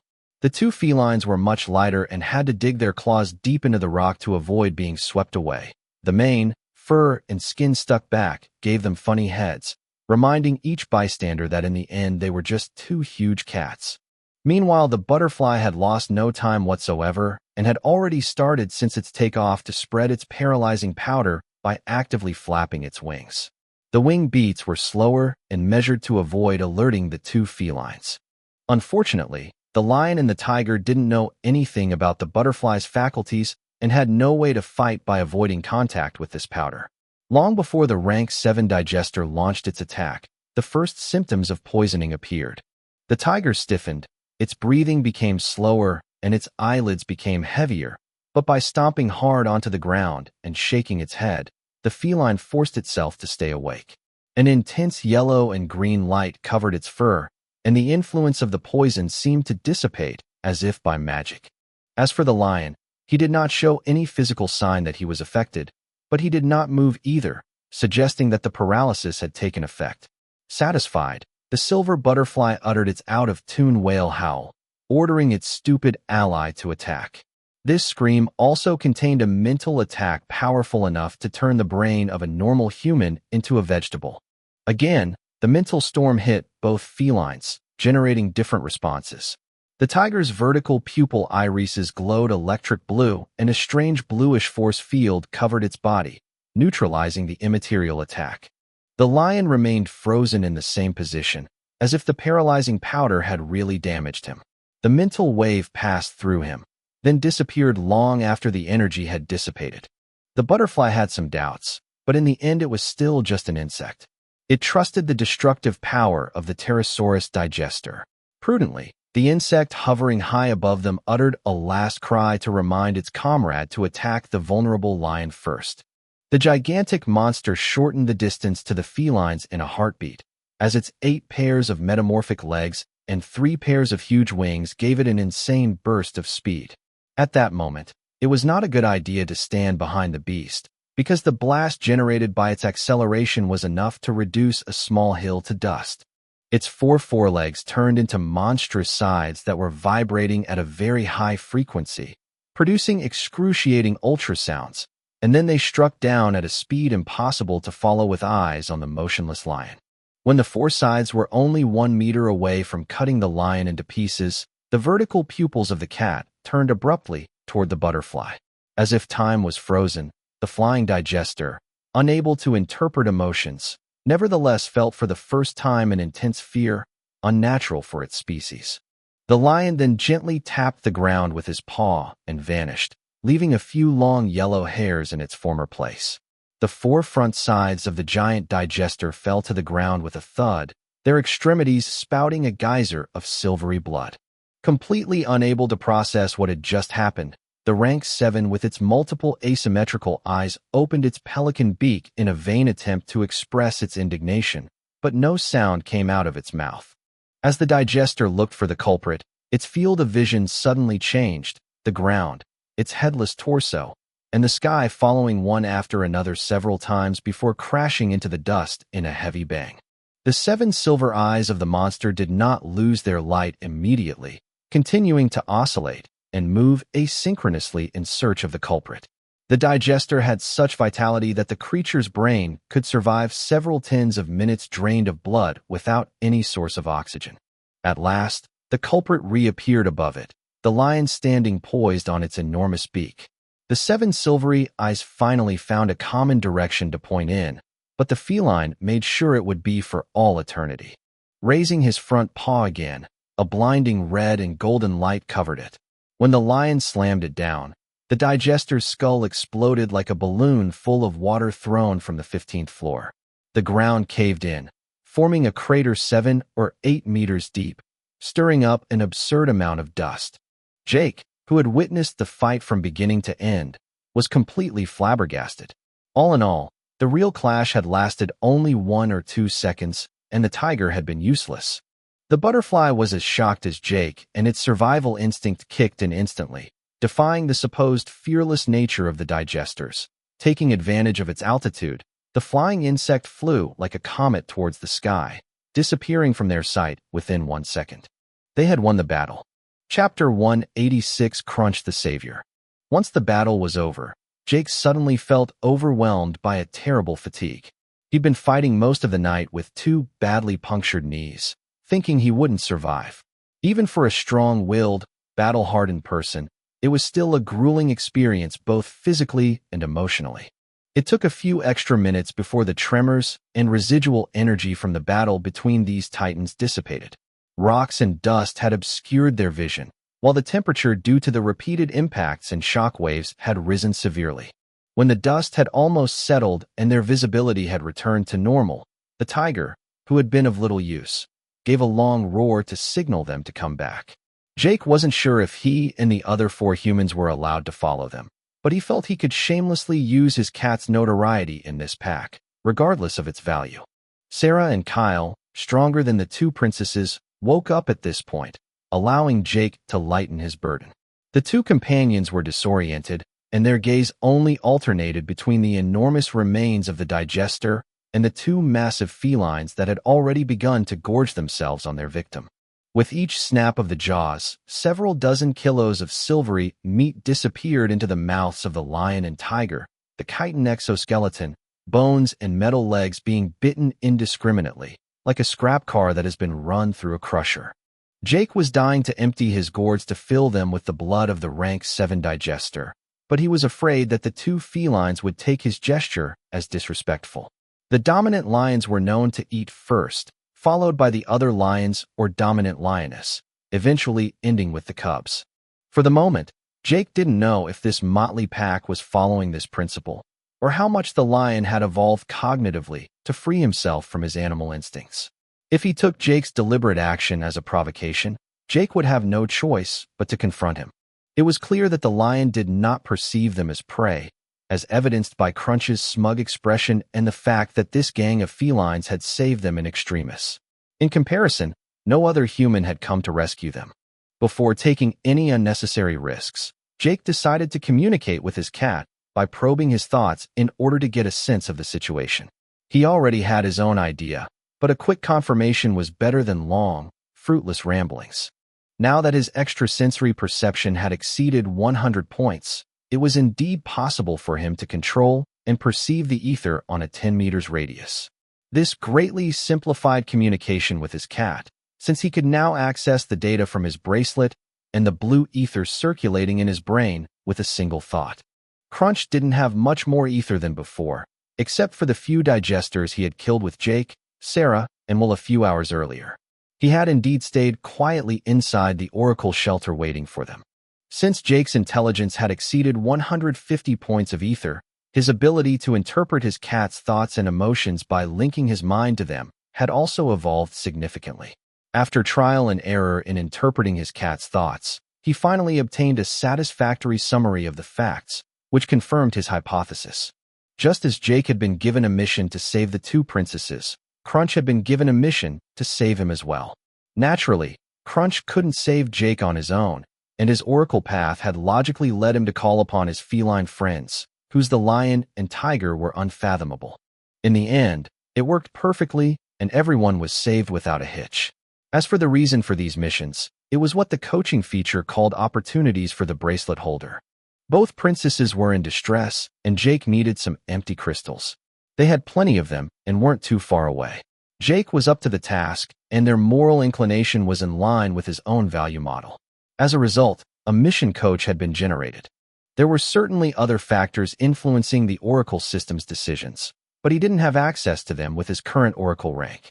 Yerode and Lamine were the two free electrons that affected the mission given by the Oracle, but the Oracle was supposed to protect their free will. This meant that these missions linked to opportunities obeyed a number of rules and algorithms that the Oracle system could not deviate from. Not to mention the fact that the Oracle system was not infallible when digesters entered the equation. The only doubt Jake had was whether the relevance of these missions depended on his own Oracle rank or not. In the second case, it meant that this mission had been generated with the attempted assassination of Yerode and Lamine in mind, which he thought highly unlikely. But if that was the case, it meant that the mission generated for Crunch was just a logical chain reaction planned by the Oracle system to maximize the chances of success of its initial mission.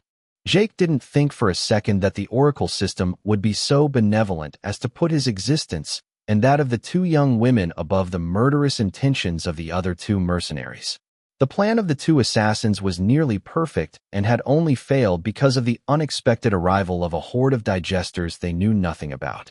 The Oracle system knew that a horde was chasing them and was not as foggy as they were. However, the Oracle could only use their senses or the invisible bracelets worn by certain trees and plants to track the movements of these monsters. Knowing their number, their position, the types of digesters, and their exact strategy was beyond its reach. In other words, it was impossible that the Oracle tried to derail Yerode and Lamine's mission by giving them an inadequate plan. The plan to kill Jake was optimal, but only in relation to the knowledge and information available to the Oracle system. Lastly, the reason Crunch had been given this rescue mission was logical as well. Despite his relative gain in intelligence, his way of thinking remained that of a pampered house cat. Pleasing his master remained one of his main Oracle paths, and what better way to get his approval than to rescue him? After being briefed by Crunch, the other felines had been given the rescue mission in turn, and this coincided with the lion's desire to hunt a prey to his liking. So they all agreed without hesitation, which led to their arrival with fanfare and the killing of the Pterosaurus digester.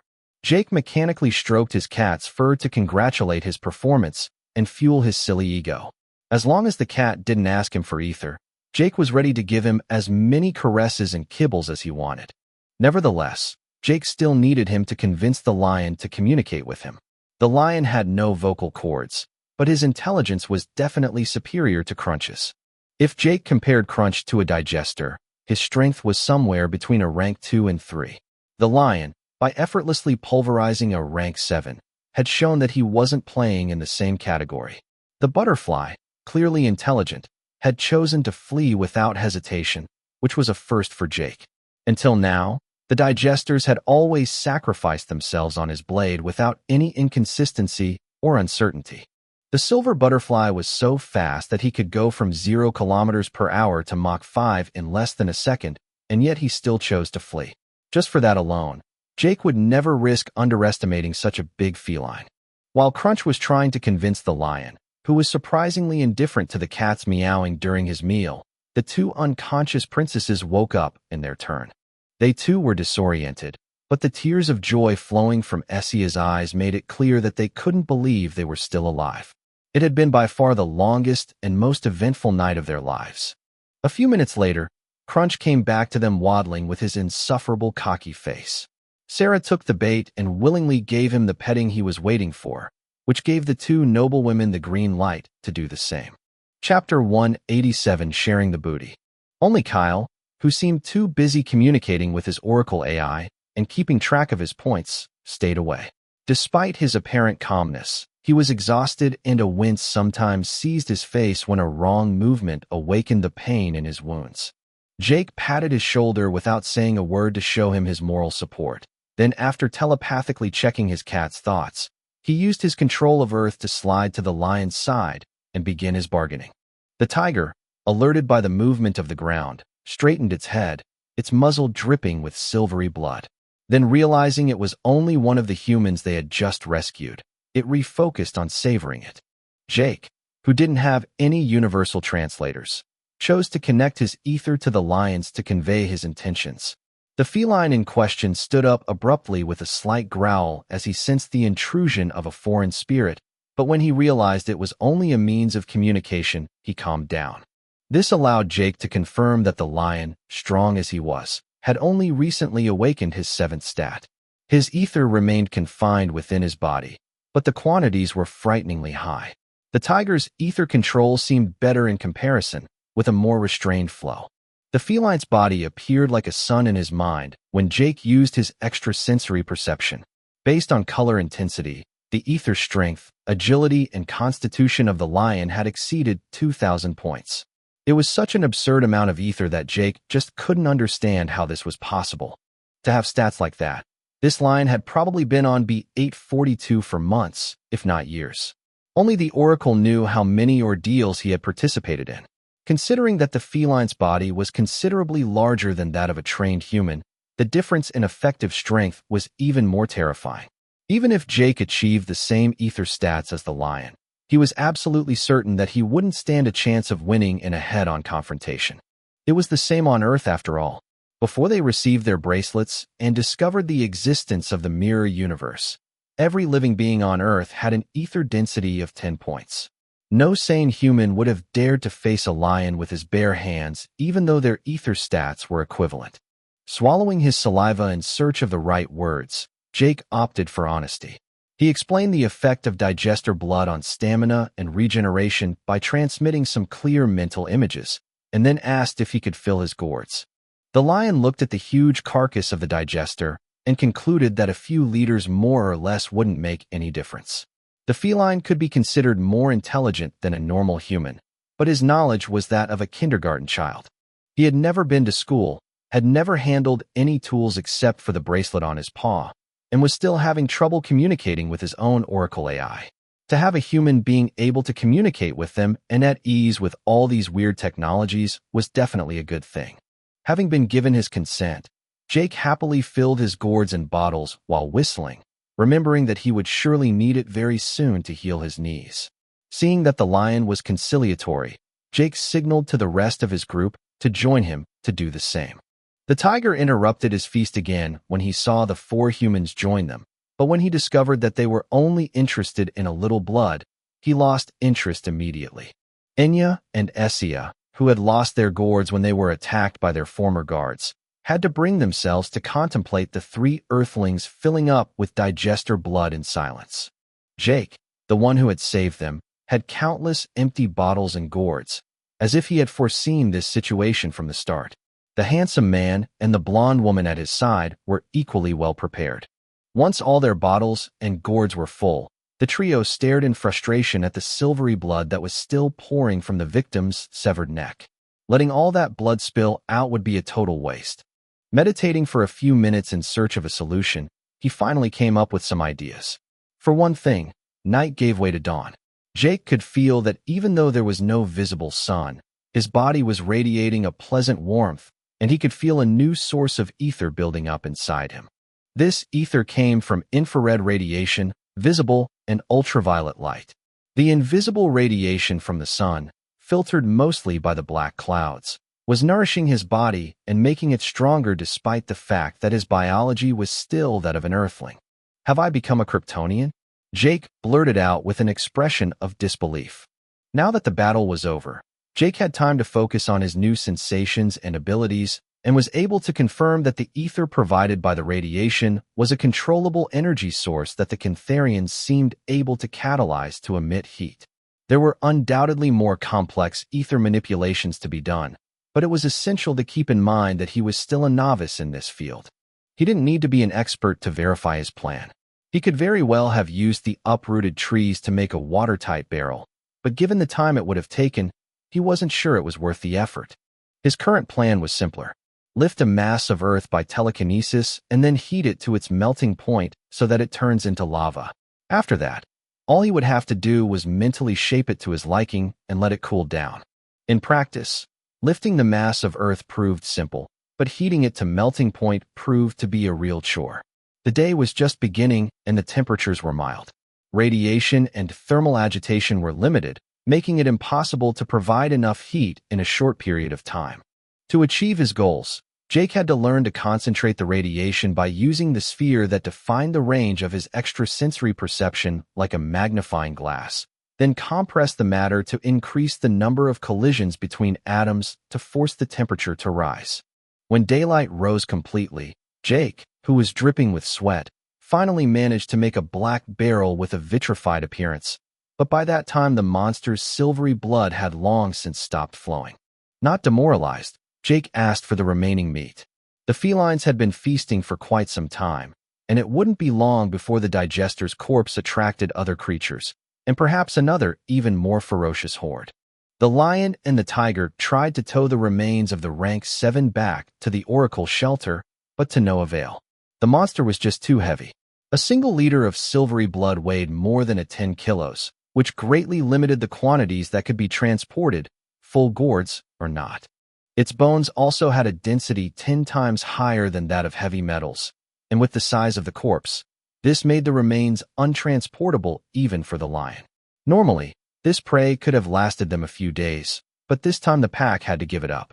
So Jake happily stuffed his barrel with meat, not forgetting to retrieve a few other prime pieces, such as a portion of skin covered with translucent scales and the ends of the metamorphic legs frozen eternally in a scythe shape. The felines, sitting on their rear, watched with interest as the human got busy. Then, understanding that they too could bring back some of the booty, the lion and the tiger set about separating the carcass into transportable pieces. The lion was not familiar with the concept of currency, but he was no stranger to it either after having partaken in several ordeals. Credits were used to purchase rewards, and the ether contained in the bracelet had a similar role.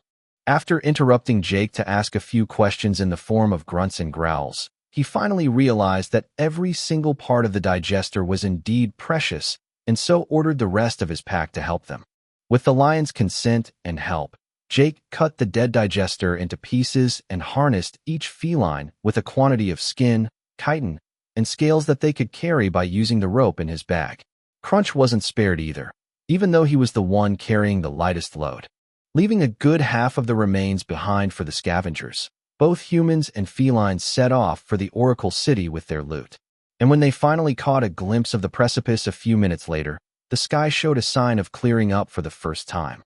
The red lightning subsided, the black clouds thinned, and a ray of sunshine finally broke through the darkness. They were finally safe. Chapter 188. Back to the shelter. Humans and felines paid the ether point required to cross the black cube and reappeared into the shelter a split second later.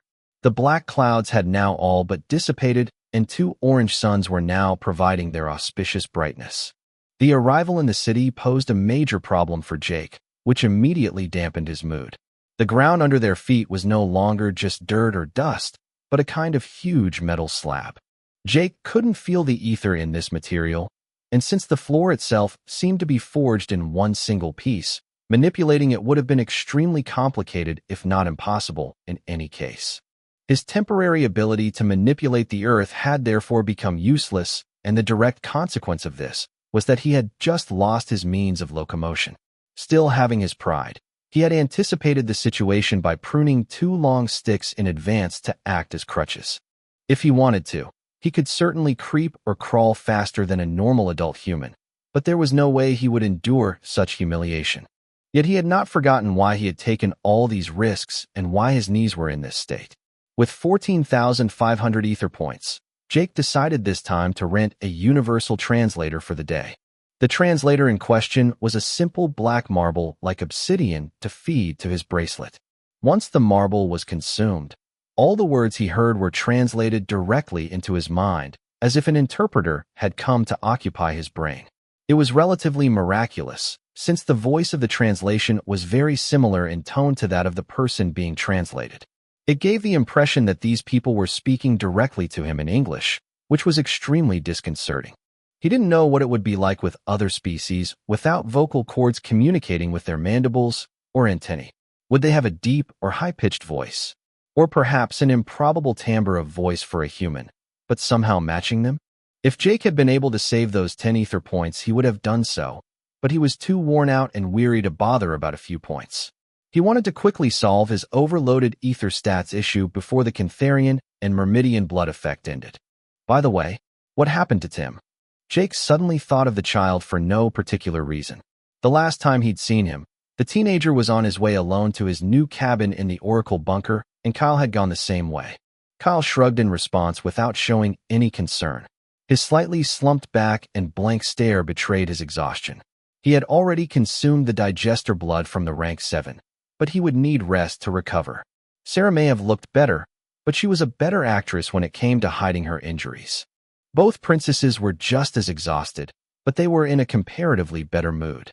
To be alive and pretty much intact after such a night seemed almost unreal to them. They had suffered some injuries, of course, but they had already forgotten about them after Jake passed them one of his blood-filled canteens. When they saw their former ducal guards, though, their relaxed faces tensed up dramatically. Both men were exhausted and covered in silvery blood, but otherwise they were unharmed. When they caught sight of Jake's party and the 2 surviving princesses, they frowned with some apprehension. Especially Jake, who had survived with holes in his knees in the midst of such a horde. He was the kind of foe they wanted to avoid. Not to mention the bunch of felines walking with them. With each step of the lion and tiger, refugees of all species would scatter in their wake like a flock of birds after a rifle shot. The 2 men, however, were worrying for nothing. Jake didn't give a damn about those 2 bastards.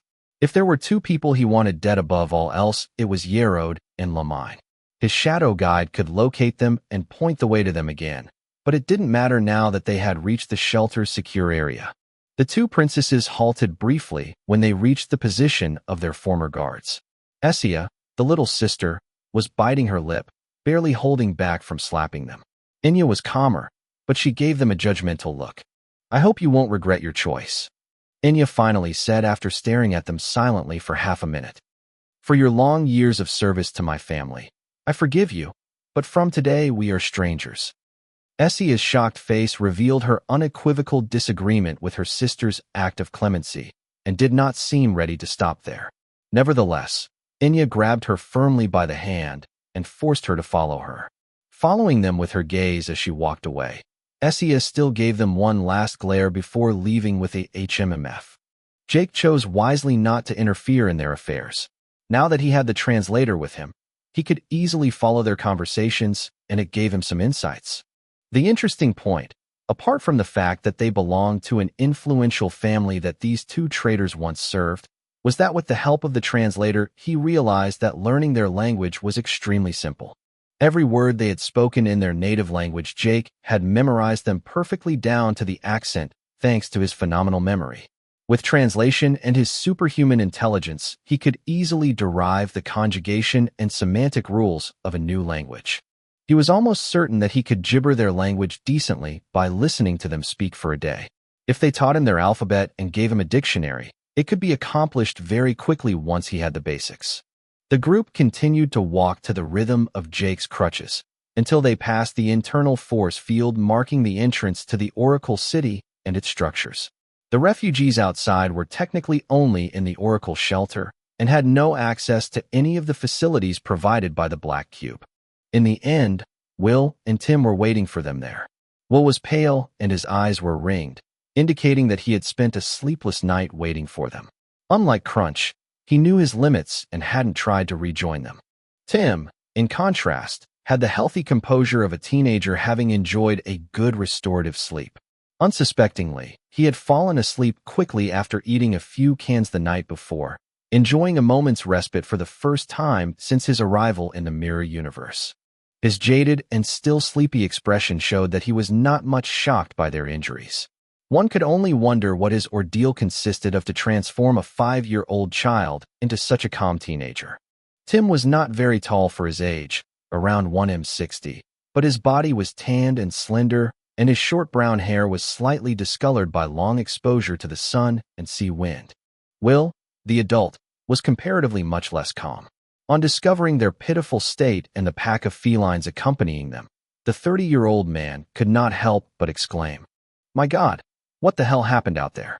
I couldn't sleep a wink all night knowing you were outside with those monsters."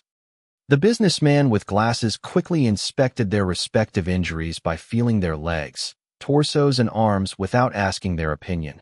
But a stern warning look on Sarah's face when he tried to scrutinize the gash between her breasts reminded him that he'd better respect the rules of distancing. "Ahem, you're alive, that's all that matters," Will abruptly concluded as he pushed his glasses back on to hide his awkwardness. Jake was just too tired to waste his breath. Knowing Will's character and ambitions, Jake graciously rented a second translator for the businessman. If it could save them time while he gleaned information, it was worth it. Will could certainly afford to pay for a translator out of his own savings, but Jake knew that he was the poorest among them. Because no gift was free, Jake then explained his intentions to Will, showing him the loot he and the lions were carrying. He would be responsible for determining the best way to make their merchandise profitable by securing potential buyers. Partnering with Alima and Patrick of the Earth government remained their first choice, even though Jake didn't really consider himself a patriot. However, if an alien offered a much better price or showed a particular talent, Jake would not hesitate to sell to the highest bidder. Jake then mentally communicated with the lion and tiger to convince them to hire a translator. The two felines were much richer than he was and had never spent their ether since their arrival on planet B842. After several minutes of struggling to make them understand his intentions, Jake finally managed to persuade them to lease a translator. If he had known that the two felines had ended up spending 100,000 ether points each to buy a universal translator instead of renting one, he would undoubtedly have introduced them to the English insults that the two felines could now understand. Chapter 189, The Green Cube. Will was thrilled to get the chance to put his talents to good use. The last few months had been a nightmare for him. Because of the digesters, his ordeal had taken a disastrous turn and his rating was mediocre. Fortunately, he had still received a special award that met his requirements. But for this, he would need ether, a lot of ether. Jake's task gave him a good opportunity to show off his talents and gain the young man's confidence. Will, like Sarah, was a logical and rational person with a balanced and caring upbringing. He had a good understanding of his strengths, weaknesses, and limitations. Fighting hordes of monsters was not for him, even though he knew that being able to defend himself was still a necessity. Entering the ordeals alone was no longer a satisfactory plan either. It was safe for the first 4 ordeals, but experience had shown that there were too many variables that he could not control. Who could guarantee that a person like Jake would not need his trading skills in a future ordeal either? Taking his courage in both hands and a deep breath, Will stood before the lion and tiger, then seeing that they had no intention of devouring him and listening carefully to his words, he relaxed. A moment later, he had recovered his bearings and the composure of an experienced businessman. Seeing that Will appeared to have things under control, the rest of the group decided to go to the giant green cube first to heal their wounds. If the prices turned out to be too high for them, they would settle for Digester's blood. Still, they had to know them, since in an emergency situation they might not have a choice. The relevant cube was a little smaller, but no less massive than the red cube in which they had participated in their first ordeal. It stood close to the pentagonal building containing the various mission halls, which circumscribed in its center another red cube of similar size. It was as if the Oracle was expecting the evolvers and players to return from the mission wounded. This reminded Jake of another question he had been wondering about.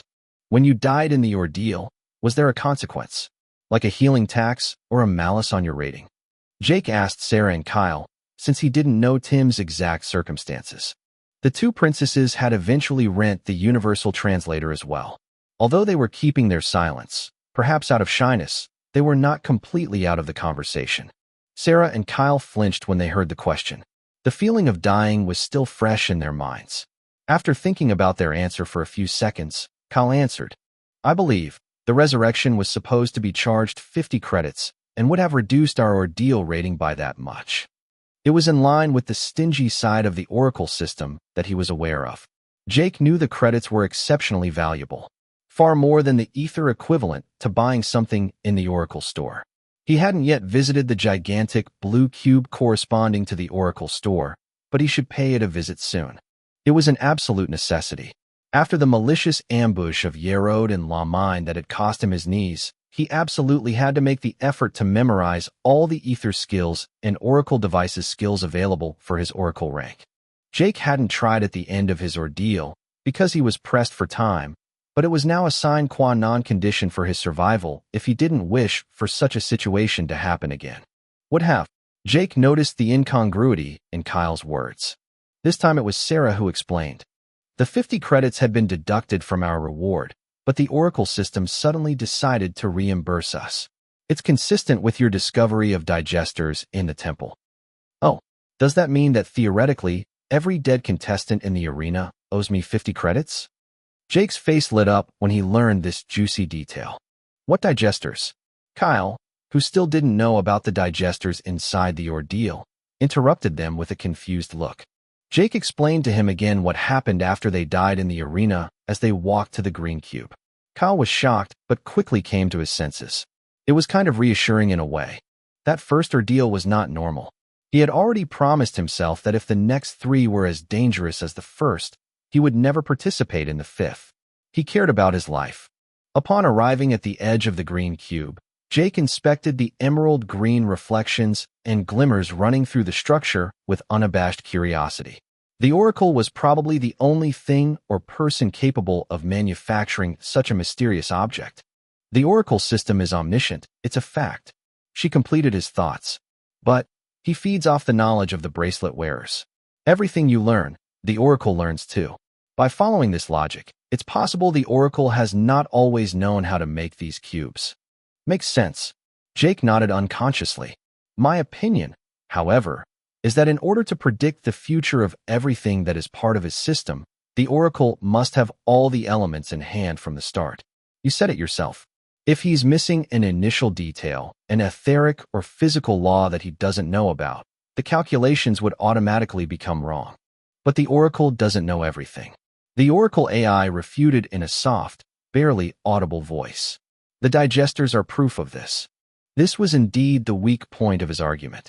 The Oracle only understood what came from its mirror universe. If the cubes came from somewhere else, then it was learned or stolen technology.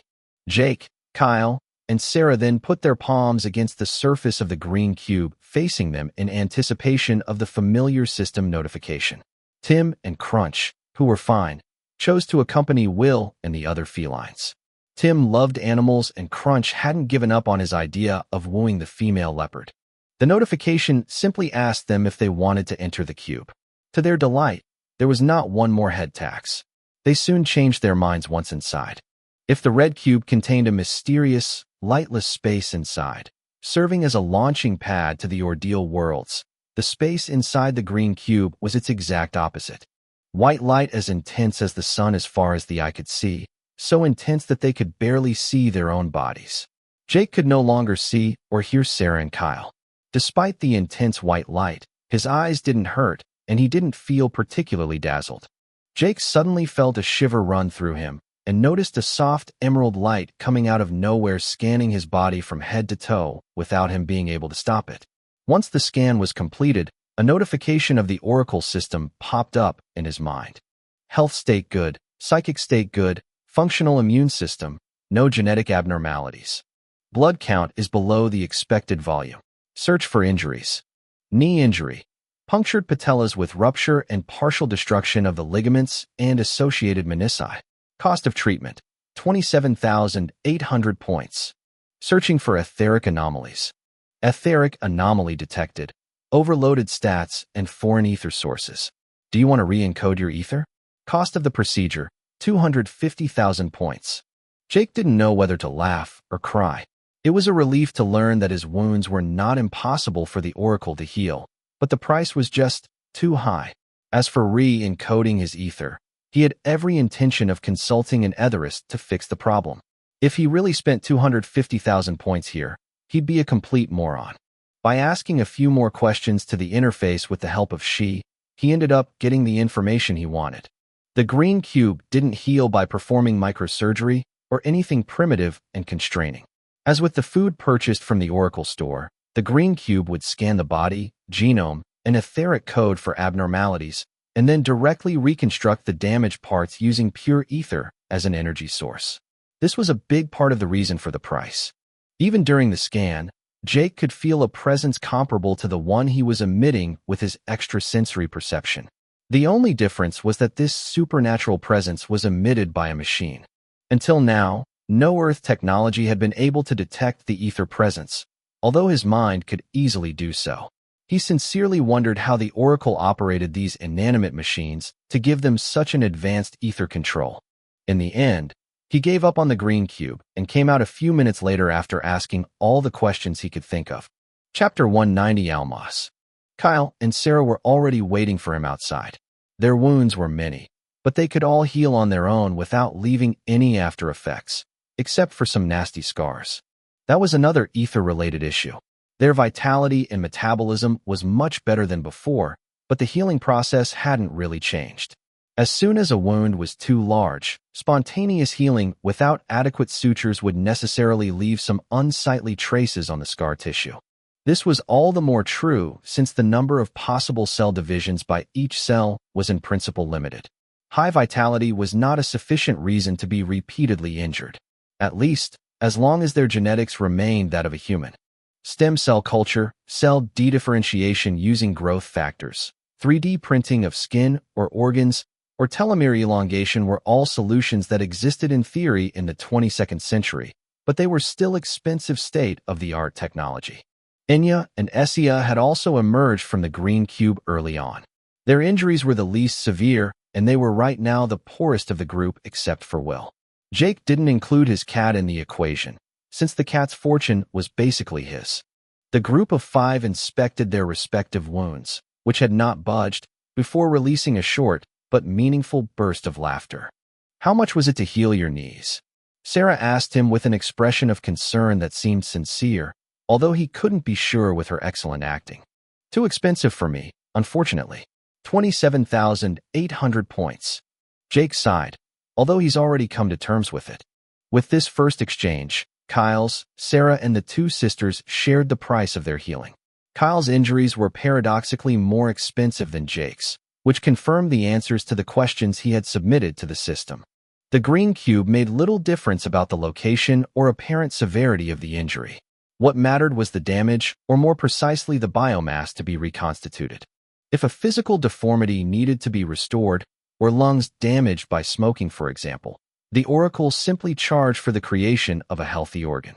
There were a few subtleties, but that was basically the principle. The green cube also applied a price scale according to the percentage of biomass damaged and the technicality it required to achieve healing. Even for the Oracle, healing a fracture or sunburn was still simpler than regenerating a brain or heart.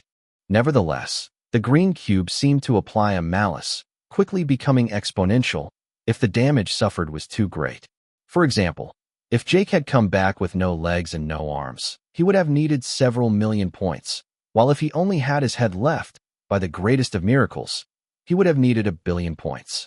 It was obvious to Jake and she that the Oracle was spending little ether on the process. It was more a way to make a profit, but more importantly to remind them that their lives had a price and that they had better take care of it. There was only one circumstance where the Oracle system offered total healing, and that was at the end of an ordeal. Regardless of the physical condition of the participants, their bodies would be completely restored against a decrease in their ordeal rating and credits. For the first 4 ordeals, the red cube would even save their souls, and for those who did not yet have a soul, the residual activity of their brain. A body could then be reconstituted from scratch before their consciousness was permanently dissipated. For the weakest, it was a matter of seconds. Jake had no idea how much it cost the Oracle to resurrect them for free during these first ordeals, but it couldn't have been that easy, or the price of the green cube for a complete recovery would never have been so high. Now that it was clear to all of them that the green cube was far too expensive, it was time to move on to Plan B.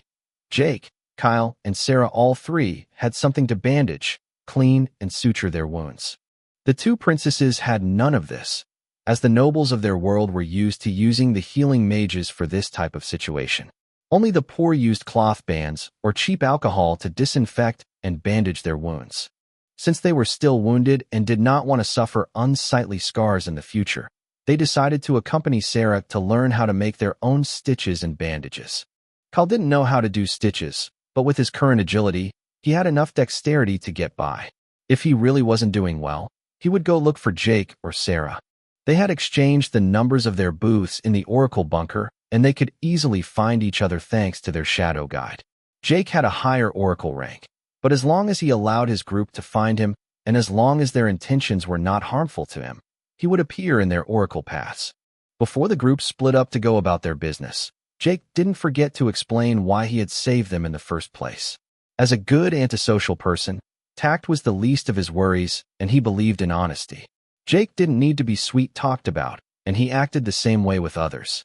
The two sisters were slightly surprised and ashamed that they were worth less than a few crystals, but they were careful not to show it by demonstrating the etiquette instilled in them by their upbringing. In retrospect, Inya even thought it was a rather good thing.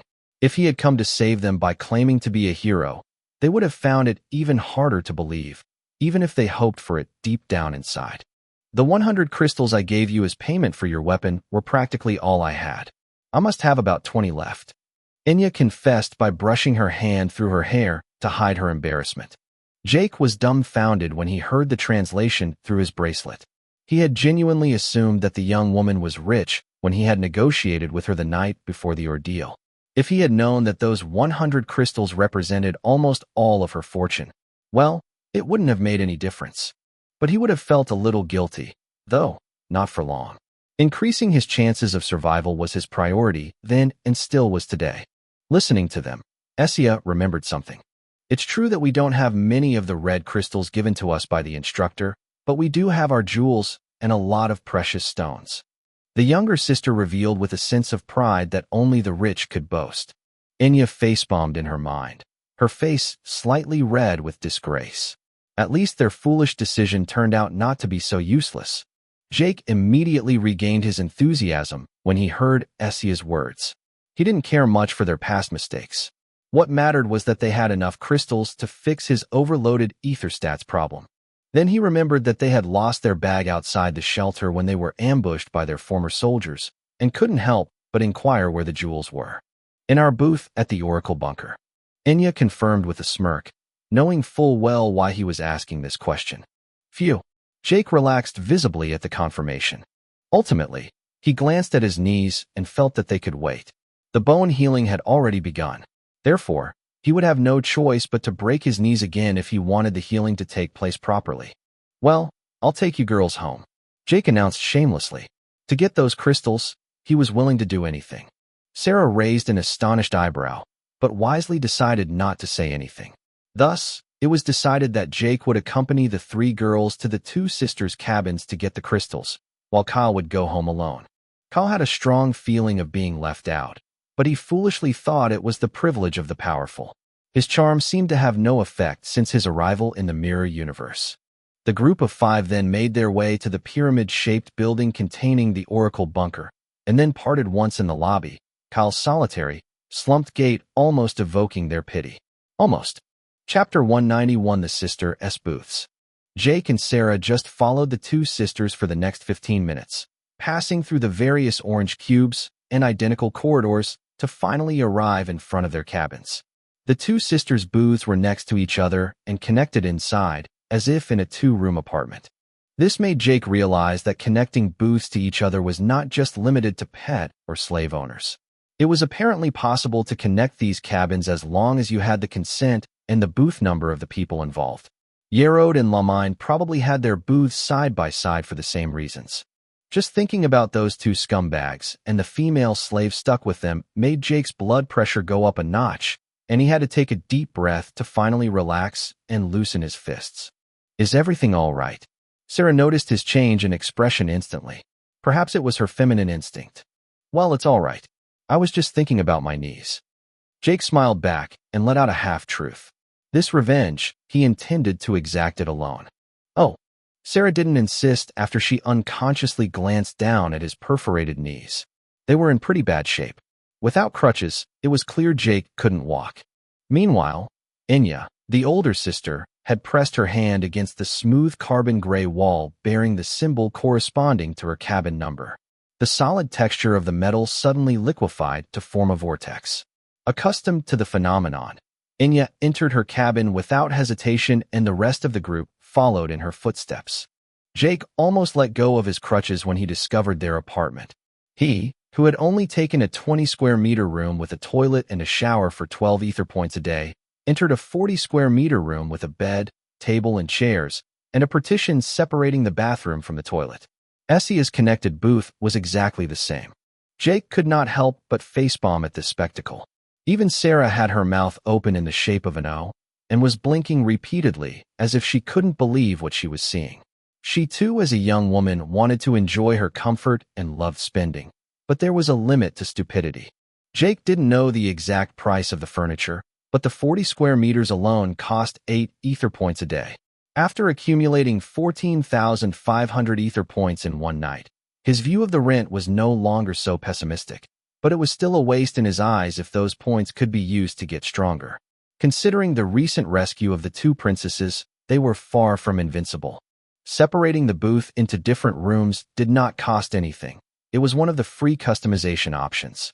On the other hand, the shower and toilet added 10 ether points for each additional day. As for the bed, the table, and the furniture in general, it added about 10 points per piece of furniture as well. Their daily rent in ether was probably close to 60 points per day. Fortunately, they seemed to share the bathroom and the dining table, Essia's cabin being comparatively much more frugal. Still, it was a colossal sum of ether to be spent every day in a context where the future was extremely uncertain. Girls, how the hell are you still alive? Jake blurted out, unable to contain his disbelief. Sarah, to his right, nodded her head approvingly, showing that she was wondering the very same thing. Her own cabin, like Jake's, was only about 20 square meters with a simple shower and toilet in a corner. On hearing his question, the two sisters didn't react immediately. Then, when they saw where Jake and Sarah were looking, they realized that the cabins they thought were too narrow and intended to enlarge were in fact a luxury that only they dared to afford. Realizing that they had just proved that they were just two spoiled, pampered nobles unable to face real life, they turned as red as peonies. Whatever. Jake chuckled awkwardly. He didn't mean to embarrass them, but it was essential that they realize how foolish they were. I'd still advise investing a few ether points in intelligence if you can afford it. It might avoid such a situation, although I think it's more a matter of your ingrained habits and upbringing. It was indeed. As mages, their intelligence was above average, but their bad habits were tenacious. It was for this very reason that their performance during their ordeal had been so poor. Deprived of their comfort, they were not in their normal state. The Maslow's pyramid was stuck on the first floor, and they couldn't make the right decisions. This probably explained why their ordeal was taking place in a Stone Age world with non-existent technology. In order to help them change, but it was obviously not enough. We just thought we'd go and hunt the digesters to pay the rent. At the time, it didn't seem so expensive. Essia stuttered with a very small voice. Enya preferred to keep silent and turn her back on them to do a bit of housework instead of making a fool of herself. It was perfectly useless, though. The cabin was clean, and it was clear that the booths cleaned themselves automatically after they left. The air was so clean, and the floor so sparkly that they could have had open-heart surgery there without having to disinfect anything. That was Jake's plan, by the way. He had no intention of cutting open his chest, but breaking his knees again promised to be gory and bloody. Where are the crystals? Jake finally changed the subject, getting the two princesses out of their predicament. Under the bed. I'll get them. Essia jumped at the chance to make herself useful. Disappearing on all fours under the bed, her buttocks raised up, she reappeared a moment later with a full brown leather purse. The purse seemed to weigh a good kilogram.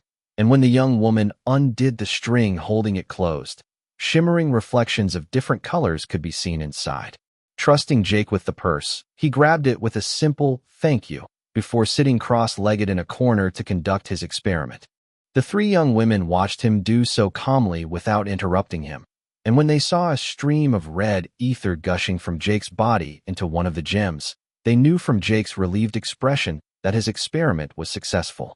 Jake then tested the different gems, which varied in size and type, and it turned out that for the same volume, these stones could contain more ether than the identical red crystals provided by the instructor. There were no color restrictions either. An emerald could perfectly contain the red ether of strength, just as a ruby could contain the violet ether of extrasensory perception. He found, however, that the purity of the gemstone was important. Precious stones that were cloudy or had impurities inside could contain much less ether than the others. He concluded that the crystals provided by the instructor were probably glass, or true crystal in the sense of the definition, namely glass to which lead oxide had been added to increase the transparency and refractive index. It could also have been zirconia or some other material. In any case, it had to be available in abundance in the mirror universe, and it was clear that gemstones were not an ideal choice, despite their ability to contain more ether.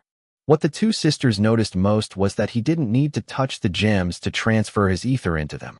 Ether filaments of different colors moved back and forth from his body to the gems, and then from one gem to the next without Jake showing any signs of fatigue or exertion. The two sisters had awakened their seventh stat, but other than allowing them to feel the ether in their bodies, it hadn't made much difference. They did not sense or see any elemental particles, and their mana had been exhausted for a long time. The fireball spell they had bought had not made any difference. How do you do that? Enya asked with sincere curiosity. If this would solve her problem, there was no reason to be shy. Chapter 192, Ordeal Rewards. Jake interrupted his experiment and looked up at the pink-haired noblewomen with a puzzled expression. If your extrasensory perception and intelligence are high enough, it comes by itself, as natural as breathing. Jake explained in a calm tone, without showing any sign of contempt or judgment. It turned out that this information was new, not only to the two sisters, but to Sarah as well. Kyle knew about the seventh stat because he was with Jake when Lu Yin first told them about it. In an early ordeal oriented towards physical training and hand-to-hand combat, if a player wasn't actively trying to increase his intelligence or harvest ether, it wasn't so easy to improve those stats. Despite Will's physical weakness, Jake suspected him of having a much higher ether intelligence stat than he let believe. After all, he was the only one whose ordeal wasn't fully focused on fighting. Sarah had just awakened her seventh stat during last night's battle against the digesters, while the two sisters had just enough to maximize their vitality and pay their rent for the coming week. Although they had a few hundred points left, they were in no hurry to spend them. Seeing that none of the three women were familiar with the term, Jake told them what he knew, not to mention the circumstances in which he had awakened his own. Hearing Jake's simple but clear explanations, the three women sighed, but for different reasons. Sarah regretted that she had been too dumb and that she had not used the Myrmidian blood effect to exercise her intellect through learning, self-control, or meditation. She wanted so much to become a strong woman capable of surviving on her own that she had completely abandoned herself in training during this ordeal. If she had been able to think calmly for even a moment, she could easily have realized her mistake. If I had known, Sarah couldn't help but mumble with regret on her face. It's not entirely your fault. Jake comforted her in earnest. Don't forget we had the Thrasgenian body and the blessing that went with it. Our cognitive faculties were reduced, and our aggression and impulsiveness increased. This ordeal was not meant to make us smarter, but to increase our chances of survival in the mirror universe. But that didn't stop you from doing the right thing. Sarah snorted. Just luck. Jake replied with a smile of false modesty. Both sisters lamented learning this so late for a completely different reason. Their ordeal had a similar purpose, which seemed to be a common feature of the first ordeals, even though the sandbox character of the ordeal worlds offered all kinds of opportunities to those willing to seize them. It was clear, however, that they hadn't seized any of them. What they regretted was that it was clear that their chance to regain their magic lay in the improvement of these two ether stats.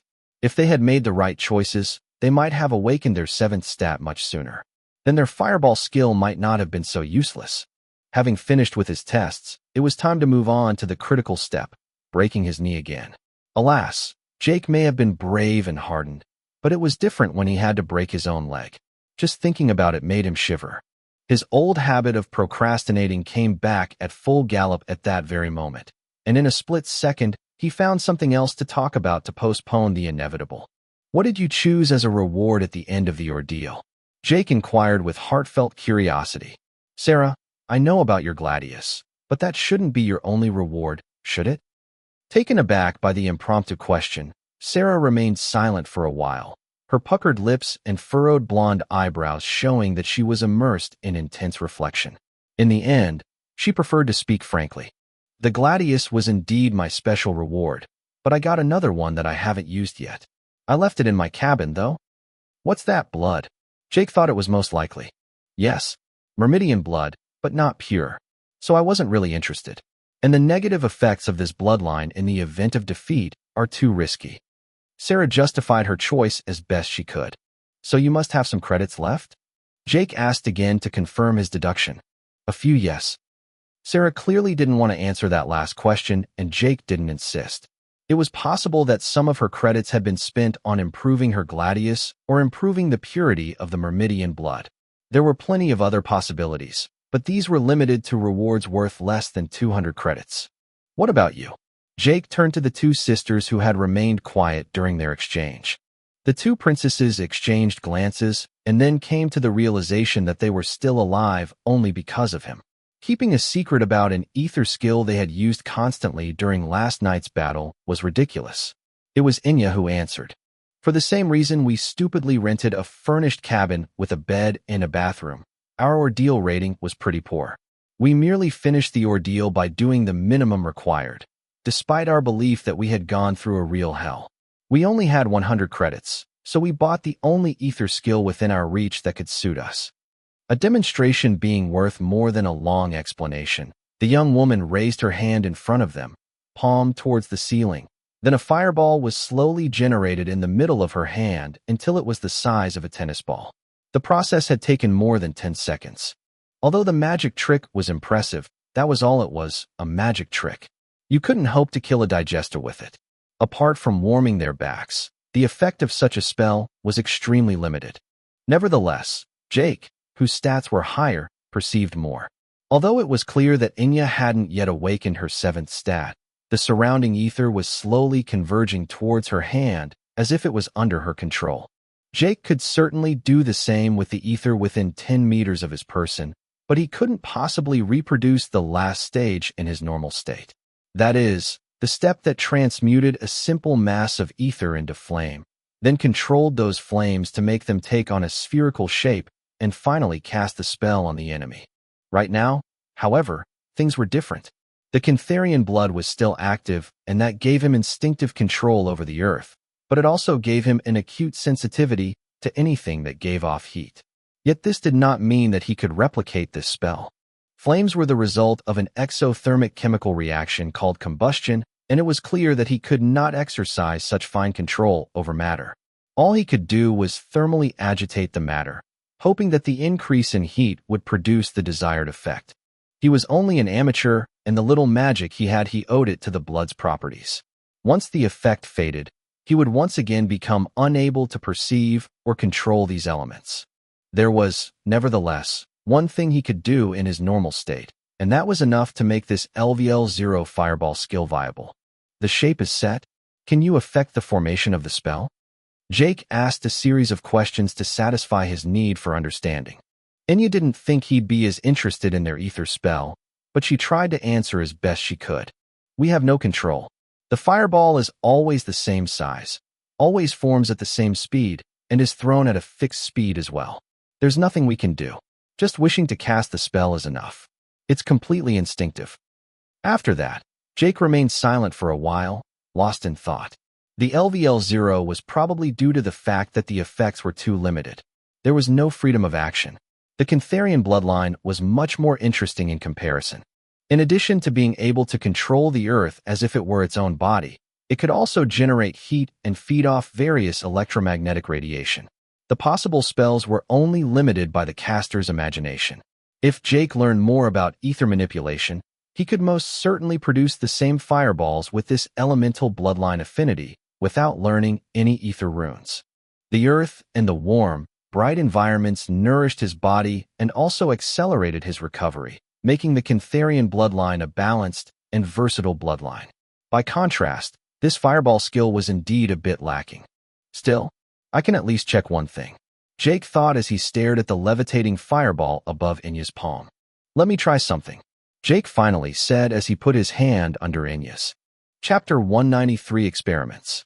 When Jake placed his hand under Enya's, the tennis ball-sized fireball that had stopped growing suddenly began to expand again at an alarming rate.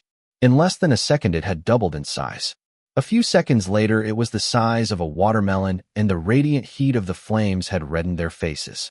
Jake, being the only one with sufficient extrasensory perception, could feel how the surrounding ether was rapidly converging above Enya's palm, as if she was holding a mini black hole. The farther away the ether was from him, the harder it was to control it, but eventually all the ether within 10 meters bent to his will. Beyond that, he was blind anyway. He could very well have controlled the ether by sitting cross-legged at a distance, but his control would not have been as precise. Besides, he didn't want to frighten Enya by making her realize that he could control her body and ether flow easily. He reserved this kind of bad surprises for bastards like Yerode and Lamine. It's all right. You can undo the spell, Jake indicated as he withdrew his hand. Without his help, the surrounding ether stopped streaming towards the fireball, and the fireball quickly deflated like a pierced balloon back to its standard tennis ball size. Enya then relaxed her focus and the flame dissipated. Since transmuted ether was the only fuel available, there was no danger of losing control. Enya's face was flushed and covered with beads of perspiration, but that wasn't enough to hide her excitement. Her sister Essia was displaying a similar joy. How did you do that? Enya asked with a hurried tone. Simple ether manipulation. You should be able to do the same as soon as your intelligence and extrasensory perception are sufficient. Jake replied succinctly. The two sisters were so excited that they had completely forgotten their wounds that were still waiting to be bandaged. Nevertheless, Jake wanted to do one last experiment before taking care of his knees. I have one last test to do, Jake said, cutting short their daydreams. Recreate the same fireball if you can still do it, please. Jake didn't know if those ether spells were exhausting to the body or not.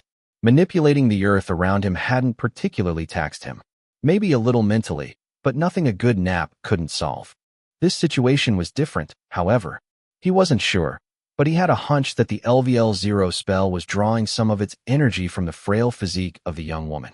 Perhaps the spell was set up this way to allow spells to be cast when several mages were competing to control the ether in the same area. If an enemy had superior extrasensory perception and intelligence, it was indeed possible for that enemy to prevent a weaker mage from casting his spells by preventing him from absorbing the ether around him. In this case, the only recourse was to use his own stamina and vitality to provide the required energy. Jake had not been able to verify this because the earth manipulation he had resorted to was not greater than his vitality and constitution.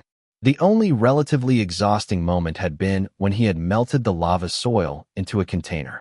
For a brief moment he had felt the backlash, but it was too brief to really affect him. Hearing that Jake wanted to do another test, Enya agreed without batting an eyelid. She was curious to see what he would do this time. A new fireball the size of a tennis ball materialized above her palm like the previous time. But this time, instead of simply gathering the ether above Enya's palm to make the fireball grow, he forced the ether in question to condense further. An amount of ether equivalent to that used to create the watermelon-sized fireball earlier was concentrated into a space barely larger than an apricot core in no time at all. No matter how much he focused beyond that, his mind felt a kind of intangible resistance. As he tried to insist, a sharp pain in his temples gently made him realize that this would be a bad idea. Under the effect of this condensed ether, the heart of the ball of fire quickly turned yellow, then white to the point of becoming as blinding as a sun. At that moment, Jake had no doubt that this tiny ball of fire would be deadly to anyone who deigned to take it head on. But all of a sudden the fireball began to grow at an accelerated rate a fraction of a second later, as though there was a catching up phenomenon. Once the condensed ether turned into flames, the pressure exerted by Jake's mind dissipated. Therefore, his control was limited to the ether alone. The flames were completely out of control at his current level. Enya deactivated the spell and panicked before the fireball charred them all. Sarah and Essia had already retreated several meters for safety, while Jake had actually dispersed the ether as soon as he had seen the fireball swell. It took a few seconds for the young woman to catch her breath after that. Even though Jake had taken control of the ether, she was still exhausted. It was an interesting experience, Jake said seriously, as if an accident hadn't nearly happened. The main conclusion was that even an ether skill or spell LVL0 could be formidable in the right hands. A spell as harmless as producing the light from a flashlight with his hands could become a weapon of mass destruction if the caster's ether control was exceptional. These ether skills LVL0 were also good starting points to get familiar with more technical etheric manipulations. If Jake had possessed this spell instead of Enya, he certainly could have burned the slug to death instead of running away with his tail between his legs. I guess there are no such thing as bad ether skills, just people making bad choices. Jake may have made a mistake when he chose the manual on ether manipulation. In the long run, it was one of the best choices he could have made, but there was no way of knowing what the future would bring. He needed to be alive to enjoy it. And I'm still on chapter 2, Jake lampooned inside. Now that he was done with his experiments, it was time to move on to treatment. Sarah didn't mind Jake checking her out while she bandaged her wounds, but the two noblewomen were much more prudish and conservative. Being watched half-naked by a man who wasn't their husband was absolutely unthinkable. This was not at all surprising, Jake reasoned, since the two sisters belonged to a medieval civilization. They hadn't really talked about their home planet and country, but neither had Jake after all. It wasn't the priority of the moment. To avoid the insistent gaze of Jake, who remained a healthy man, the three women isolated themselves in Essia's booth, leaving Jake alone to smash his knees again. He had reabsorbed the ether in the crystals to be in the best possible condition. Jake sat down and let himself slide against the wall, contemplating at length his two broken knees with a concerned expression. Every time he thought it was time to start, his breath would quicken suddenly, and he would freak out soon after. It was going to hurt. After a long quarter of an hour, Jake figured that at this rate, he would still be at the same point at the end of the day. Taking a few quick, deep breaths to give himself some courage, he put his first aid kit next to him so he wouldn't have to move around, and then he took action. The yellow ether of constitution of his kneecaps was moved to his thighs and calves to make his knees more fragile. Then he concentrated the red ether of strength in his arms, and especially his index finger. Counting up to 3, he thrust his forefingers into the holes of his half-closed knees when he reached 2. Crack. Fuck. Jake's scream frightened the 3 women in the next booth, who thought for a minute that they were under attack. Even the wall couldn't silence Jake's cry of agony. He had screamed in pain with his 250 ether strength points. A rocket at liftoff would have been more discreet. Chapter 194 Recovery. Biting into his arm to stop himself from screaming again, Jake was huffing and puffing like a woman about to give birth during her contractions. About 10 seconds later, he forced himself to attend to his gaping wound. If the knee started to heal again before he had put every bone, ligament, and tendon back in the right place, he would have literally broken his leg for nothing. He wasn't sure he wanted to go through this experience for a third time.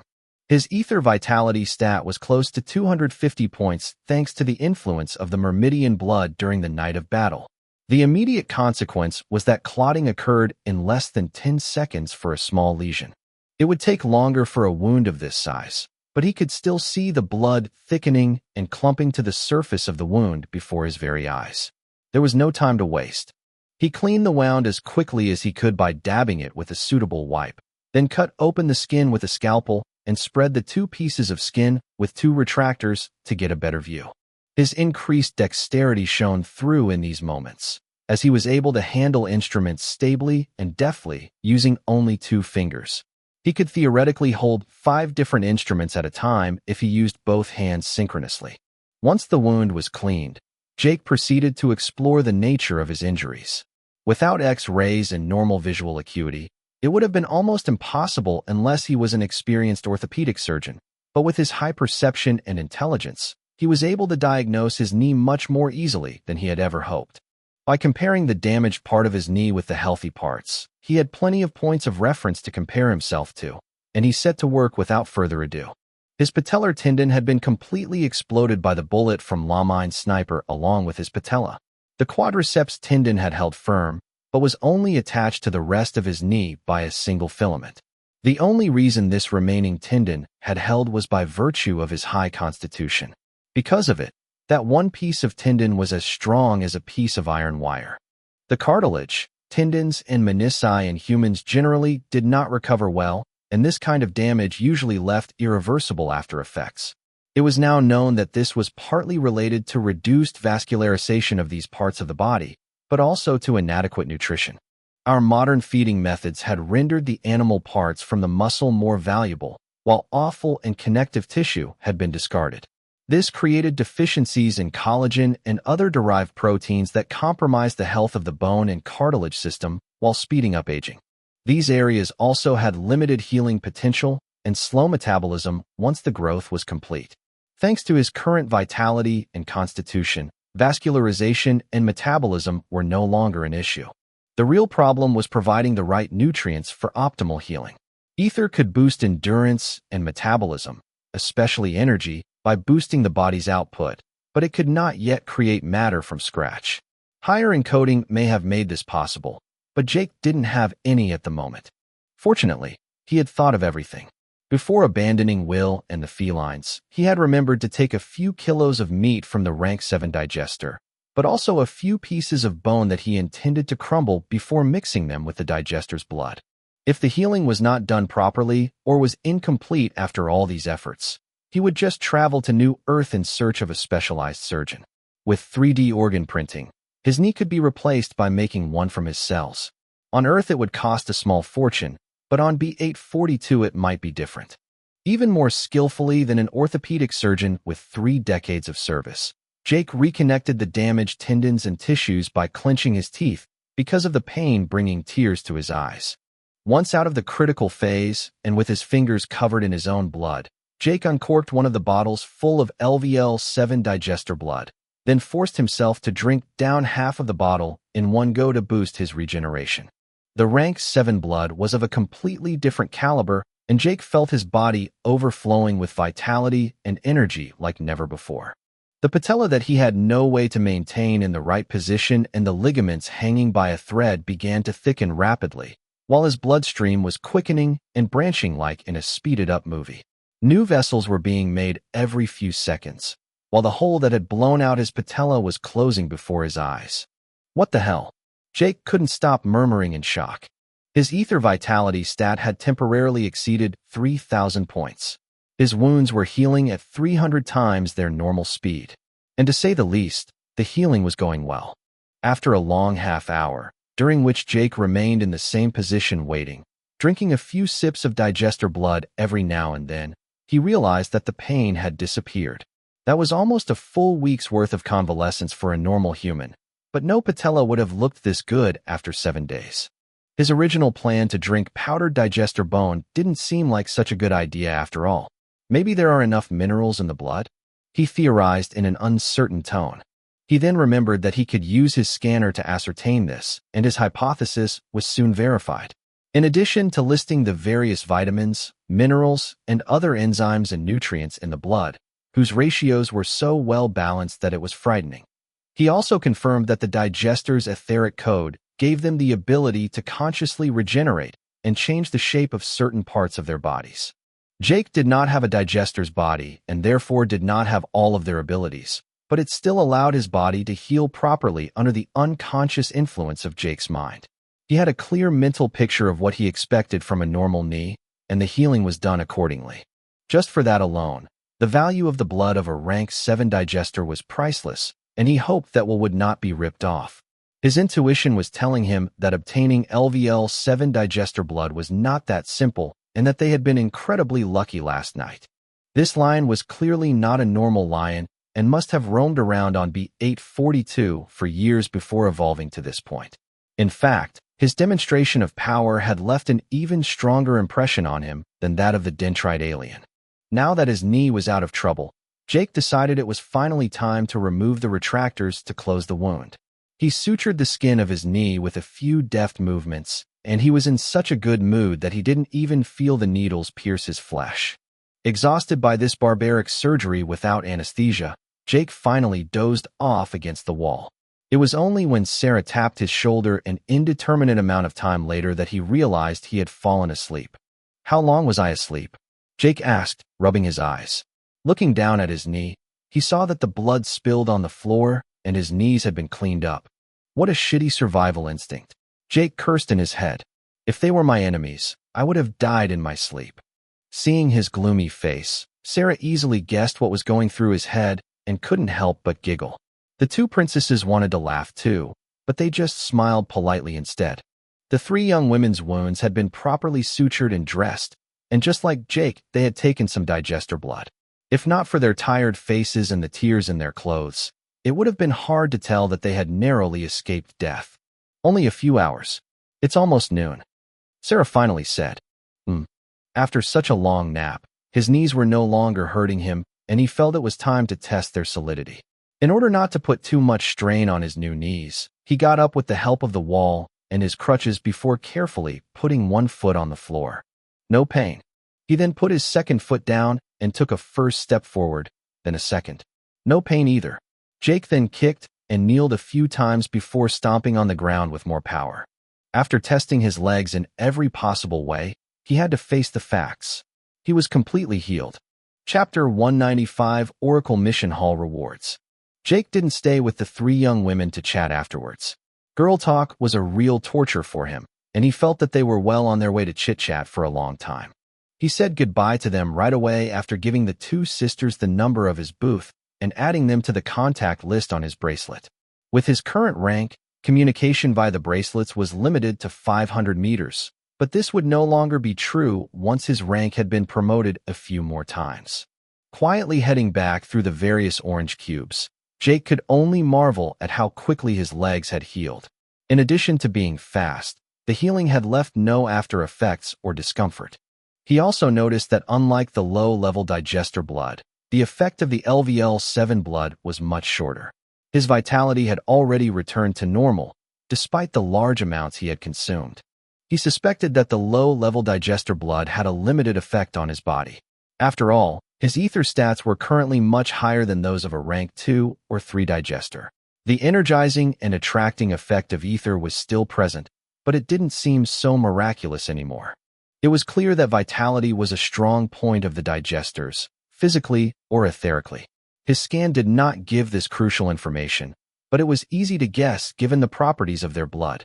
He had never had the experience, but he was certain that an injured digester, if not devoured by its fellow digesters, would be up and running again in no time if its energy and food reserves were sufficient. Once out of the pyramid-shaped oracle bunker, Jake first went to the pentagonal building where the two mission halls were located. He had massacred a large number of digesters, and he hoped the reward would be worth his efforts. Upon entering the Pentagon, he returned to the cold, metallic atmosphere of the Oracle Mission Hall. The room, still vast and filled with information terminals and drones, was emptier than when he had come the day before. Even though it was lunchtime for the Earthlings, he doubted that the aliens in the mirror universe practiced the same customs. The most likely hypothesis was that the players and evolvers, who had arrived at the same time as him, had already recovered their missions. Those present were either stragglers, people like him who came to collect their rewards, or recruiters or informants watching for newcomers. Minding his own business, Jake put his hand against the metal terminal closest to him, and soon a mental hologram popped up in his mind. "I've come to collect my reward," Jake said in a low voice. He wasn't afraid to be heard in the Oracle shelter. The Oracle was a hell of an asshole, but the security was top-notch. You had to at least give it credit for that. Reward calculation in progress. Since accepting the mission, Jake Wilderth has exterminated 2,225 rank 2 digester worth 0.5 points per head, or 1,112.5 points. 712 rank 3 digester worth 2 points per head, or 1,424 points. 46 rank 4 digester worth 10 points per head for 160 points. Your total reward is 2,996.5 points. Would you like to renew your mission? It vaguely reminded him of the repeatable missions in MMORPGs. He couldn't help but get ironic. He had no idea how many digesters he had massacred last night, but he was still surprised by the result. Unconsciously, he thought he had killed a lot more than he remembered from the original horde, but it seemed that Sarah, Kyle, and the two princesses had contributed much more than he imagined.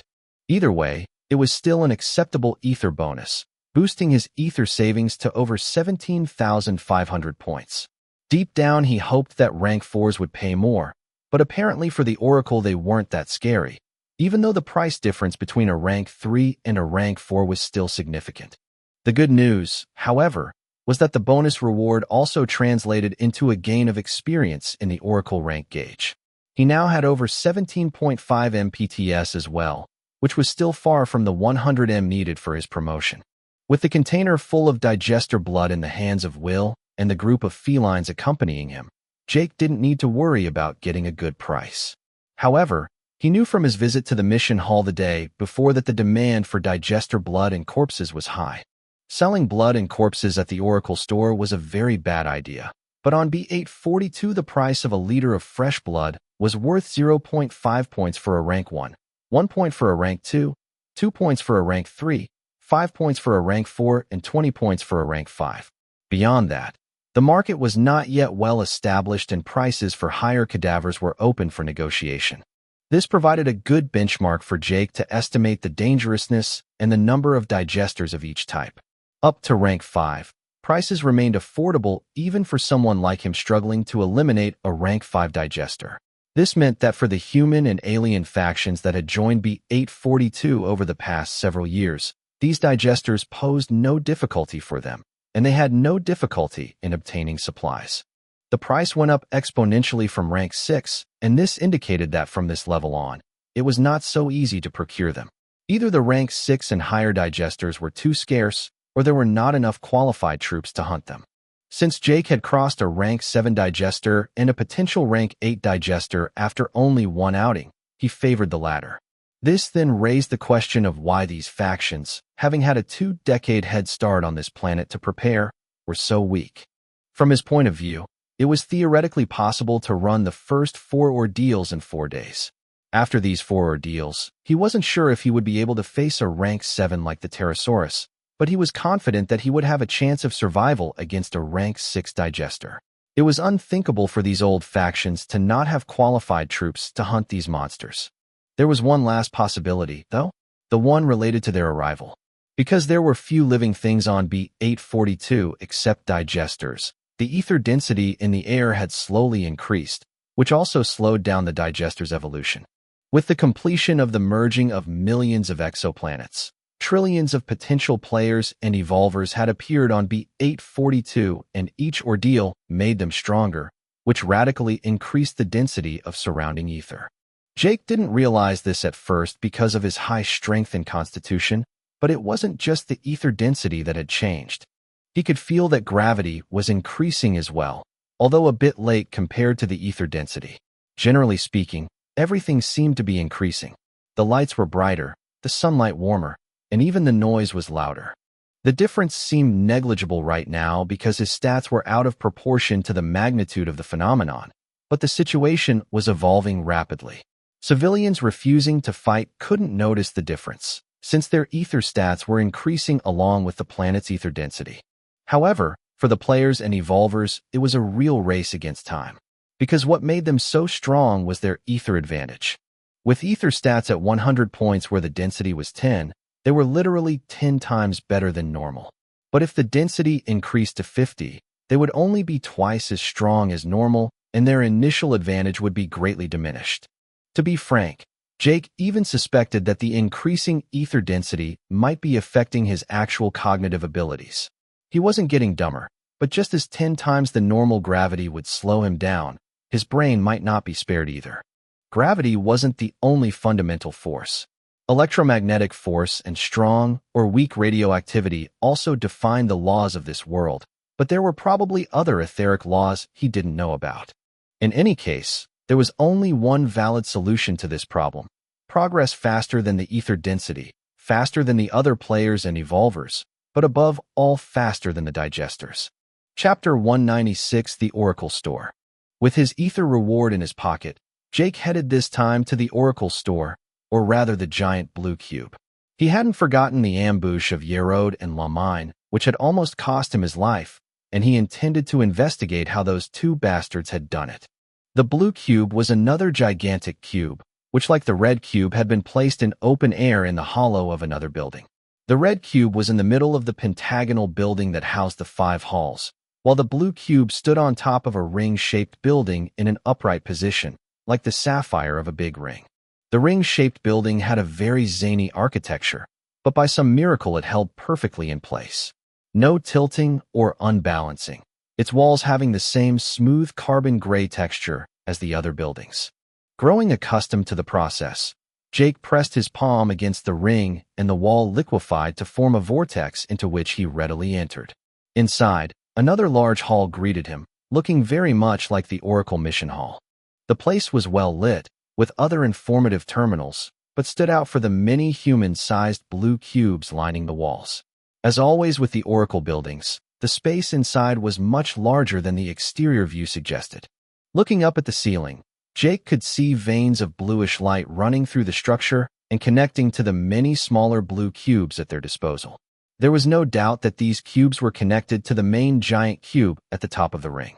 The ground floor of the ring was currently empty with the exception of a few aliens and a young woman in a special force outfit who he recognized as the taciturn bodyguard of the Korean star Cho Min-ho. With her right hand lightly pressed into one of the blue cubes and her eyes closed, she was displaying a focused expression that could not hide her frustration. Jake didn't know what she was doing there and didn't care. Choosing the nearest free blue cube about 10 meters away from the young woman, Jake in turn placed his hand against the object, which sank slightly, as if it had just touched a soft viscous substance with a plastic texture. The system's notification he was familiar with appeared in his mind, and a mental image comparable to the home page of an online shopping site materialized, occupying his entire vision. He understood better why the young woman had closed her eyes. Jake found the categories that had been introduced at the end of his ordeal when he was choosing his rewards. Ether/genetic code enhancements. Knowledge and skills. Ether skills. Oracle device skills/upgrades. Objects/machinery vehicles. Organic/inorganic materials. What had changed, conversely, were the prices. The credits had been replaced by ether points, and the first thing that jumped out was that everything was much more expensive. In fact, it was outright robbery. Remembering that Enya and Essia's fireball spell LVL0 must not have cost them much more than 100 credits, Jake set out to find the corresponding ether skill for comparison. The reality turned out to be far worse than he had ever imagined. Instead of the 100 credits proposed at the end of the ordeal, the same fireball LVL0 now cost 10M ether points. It was so horribly expensive that he wondered who could reasonably buy these ether skills except perhaps the most powerful factions. He believed the Earth government was capable of buying some of these ether skills for their most loyal and deserving soldiers. But knowing human nature, it was more likely that a few power-hogging tycoons would spend the hard-earned ether of their troops at their leisure.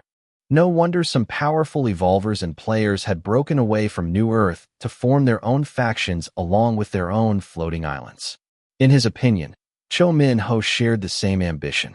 To buy this ether skill on his own, Jake would need to survive at least 500 nights like the previous one. It was so preposterous that participating in the ordeals appeared to be the most straightforward decision now. The only consolation was that his sergeant's oracle rank granted him a 5% discount. It wasn't much, but he could look forward to greater discounts in the future as he moved through the ranks. This was once again an incentive to participate in the ordeals.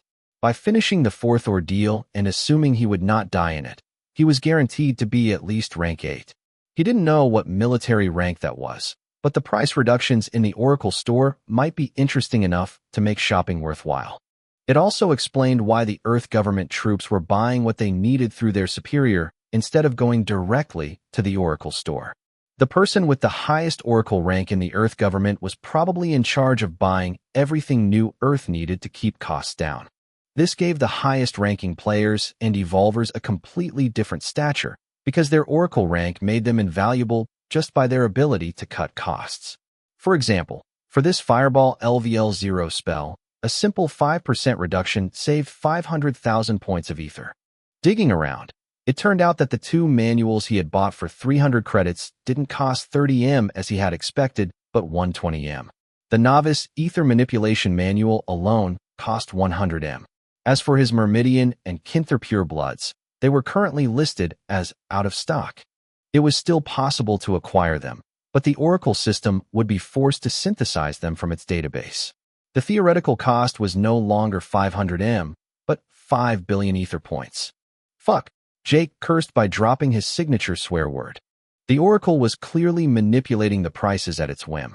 The Oracle store prices had the merit of being relatively constant, but the prices of the ordeal rewards seemed to fluctuate depending on the player concerned and his performance. Assuming that the Oracle store was not in short supply, the Myrmidian and Kintharian Pureblood that Jake got as a reward was worth 1 billion points. This was yet another cue from the Oracle to encourage them to enter the ordeals as soon as possible. Jake checked to determine if it was worth selling the excess Myrmidian and Kintharian blood back to the Oracle store, but the price was a total scam. A liter of pure blood was traded in for 1% of the original price. For the current Jake, this represented a colossal ether fortune, but only if his life depended on it would he be willing to make such a stupid choice. Now that he knew their value, his next plan was to go to Thelma to find a buyer and preferably an etherist. He was convinced that these two types of blood were enough to get the favors of one of them. If he couldn't find any, he would eventually sell some of his stock to the highest bidder, preferably someone in the Earth government. He then turned his attention to the Oracle device skills and the various upgrades available at his Oracle rank. After scrolling for long minutes, he finally found several Oracle device skills and features that could explain how Yerode and Lamine had tricked him. The first one was a skill called Oracle Cloaking. Only levels 0 and 1 were available for his Oracle rank, and it was unlikely that the two mercenaries had access to anything better. By paying 100 ether points per hour, it was possible for the holder of this skill at level 0 to disappear from the Oracle paths of other bracelet owners as long as their rank did not exceed their own. At level 1, the cost per hour increased to 200 points, and it became possible to hide from someone with an Oracle rank 1 rank higher. The level 1 could extend its area of effect to other people within 5 meters of the user, but this increased the cost accordingly. Yerode and Lamine had therefore spent a minimum of 400 points to succeed in the ambush. This might seem insignificant after a night like this, but it was still a considerable price to pay for a failed ambush. The worst part was that such a cheat amounted to 10 million ether points for the LVL0 version.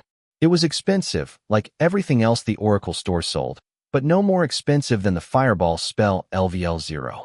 In other words, from the Oracle system's point of view, this kind of protection was one of the most vague and easy to acquire optional features. The Oracle Cloaking LVL1, on the other hand, was 10 times more expensive. Chapter 197 Dreamless Sleep. After discovering all this, Jake felt he had to get this Oracle Cloaking as soon as possible. He still had 3 slots left on his wristband thanks to his rank of Sergeant and the bracelet he had absorbed. Still, with the exception of Yerode and Lamine, he had no sworn enemies. Even Yerode and Lamine, if they were formidable adversaries, were not overly serious threats. Now that he knew that he could be ambushed at any time without his bracelet being able to anticipate it, he only had to be careful by behaving accordingly. In the end, wasting an ordeal's credits on this Oracle Cloaking was a solution reserved for the weak and devious, because the confident ones would prefer to improve their Oracle rank to get the same benefits and more. And for that, the ideal was to perform better at ordeals and exterminate hordes of ever more powerful digesters. By the way, this Oracle device skill had several versions. A more offensive version sacrificed discretion for the sake of attack. Although it didn't hide its existence from the other evolvers, it allowed the prediction function to include evolvers with a higher rank than the user in its calculations. The cost per hour was 1,000 points at level 0 and allowed you to hunt a predefined target with at most 1 rank higher. The name of this Oracle device skill was the Oracle Hunter skill. So Jake had no regrets about his choice. Even though he was caught in a surprise ambush, he still firmly believed that the 2 manuals he had purchased were the best possible choice in the long run. He had an inquisitive profile and loved to read and learn. For that reason alone, he had the disposition to follow this more passive path. Even if he had spent his points differently, he would probably have opted for another ether skill or a specific ether encoding. By scrolling through this category, Jake had indeed discovered encodings that could enhance such abstract properties as luck, charm, or charisma. He had also found the ether encoding that Lamine had used to enhance the firepower of his sniper. With his rational temperament, he had no idea how an ether encoding could increase luck, but the mere fact that it was possible opened up a field of infinite possibilities. Jake spent the rest of the day with his eyes closed in contact with the blue cube, reading and memorizing the Oracle Store database. Of course, it was a long-term project that he didn't expect to complete in a day. When the sun finally set and the dark clouds darkened the sky again, his stomach began to rumble and he opened his eyes. As he scanned the hall, he noticed that Cho Min-ho's bodyguard had left the building a long time ago. There were more aliens than when he arrived, but no other humans. The aliens present were humanoid and belonged to 2 different groups.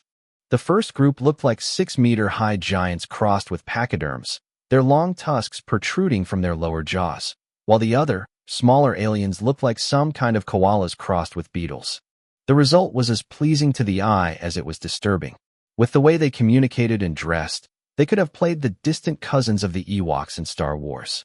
Neither group seemed hostile, and the creatures that did not find their way to a blue cube simply followed him with their gaze, sniffing the air as he passed by with curiosity. Jake hastened to the exit, their intrusive stares making him uncomfortable. Jake felt no embarrassment about publicly scolding his cat in front of a crowd of humans and aliens. But as soon as he was aware of the attention he was receiving, he would immediately feel the need to isolate himself. Jake, whose appetite was wheezing, hurried to his quarters once outside the ring.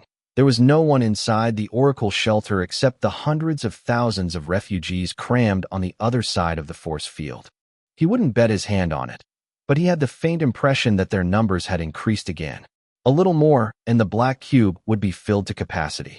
Although he now had over 17,500 ether points, his frugal nature had not changed, and he still preferred to stroll along and through the hundreds of corridors and orange cubes leading to his cabin. It only took him a few minutes to reach it now that he was traveling alone. When he found the small, empty, metallic room he had used as a refuge, he felt calm for the first time since his arrival on the B-842. He hadn't been able to relax the day before to the point of going out to hunt for digesters a few hours later, but after almost dying like that, he was happy to be back in his booth, as austere as it may be. Pulling a good piece of digester meat out of his bag, along with the pink potatoes and cyan salt he had left over from his picking in the woods prior to the ordeal, he set out to cook himself a good meal. He could not make a fire in this room, but the Kintharian blood was still active for a few hours. By taking out his wok, he managed to thermally stir the atoms composing it by concentrating slightly. A few minutes later, the characteristic psssshhhhh of frying meat and potatoes broke the silence in the cabin. He had used the fat from the meat to fry the potatoes, and the heady smell alone promised that it would be fantastic. Jake's mouth was already watering, and he was barely holding back from grabbing the hot meat from the frying pan and biting into it. When the dish was finally ready, Jake voraciously devoured the contents of the wok with his fingers, the silvery juice dripping from his chin. He looked like a barbarian who had lived all his life far from civilization, but at that time, he didn't care what anyone thought of him.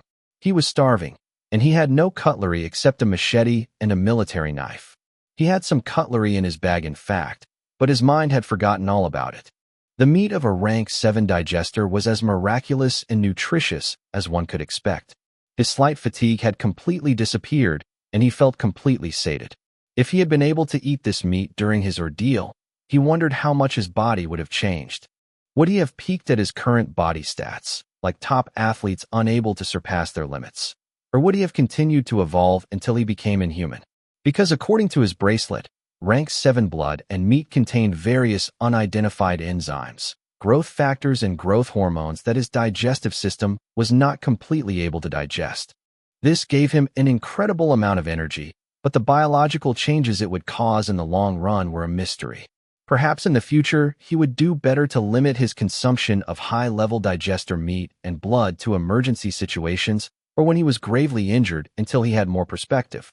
The same was true for the Myrmidian and Cantharian pureblood. Some molecules did survive digestion, but knowing that Lucia was a beautiful woman and Gerolf was relatively human, the risk was considerably less. Anyway, he intended to assimilate those bloodlines. Despite the fact that he still felt full of vigor and had many urgent things to do such as reading the 2 manuals, creating an ether core, or joining Will to help him find a buyer, Jake decided to just sleep. He couldn't remember the last time he had simply laid down with his eyes closed and done nothing. During the ordeal, he had occasionally fallen asleep from exhaustion or remained passed out for hours in the infirmary after a severe concussion, but he had never rested when he wanted to. Most nights were devoted to meditation or reviewing the movements and techniques learned during the day, sometimes with short naps permitted by his high constitution and vitality. It was therefore his first real opportunity to sleep without any noise, danger, or fear of being disturbed. He did not have a bed, but that did not matter. Before lying down, he didn't forget to store the excess of ether in his body within the respective crystals so as not to lose control during his sleep. As soon as he laid down on the floor in the fetal position, his consciousness was washed away by the embrace of Morpheus in a few seconds, and he sank into a dreamless sleep. Chapter 198: Learning the Dictionary. A couple of hours later, Jake was awakened by the tickle of a tuft of hair as rough as iron wire. The tuft of hair was rubbing tirelessly against him, purring like a car engine, and soon Jake had no choice but to sneeze his way up when the long hair grazed his nose. Achoo! Looking around in a semi-vigilant state, Jake recognized his cat Crunch, who had snuck back in during his sleep. Instead of returning to his own cabin, the cat had first licked the wok, which Jake hadn't bothered to wash, and then huddled up next to him. In search of a comfortable position, or simply pestering his master, he had finally woken him up for good. Seeing his cat's innocent expression, but actively licking his lips, he understood exactly what had happened. "Damn Crunch, don't tell me you woke me up to cook?" Jake grumbled between 2 yawns as he began to stretch.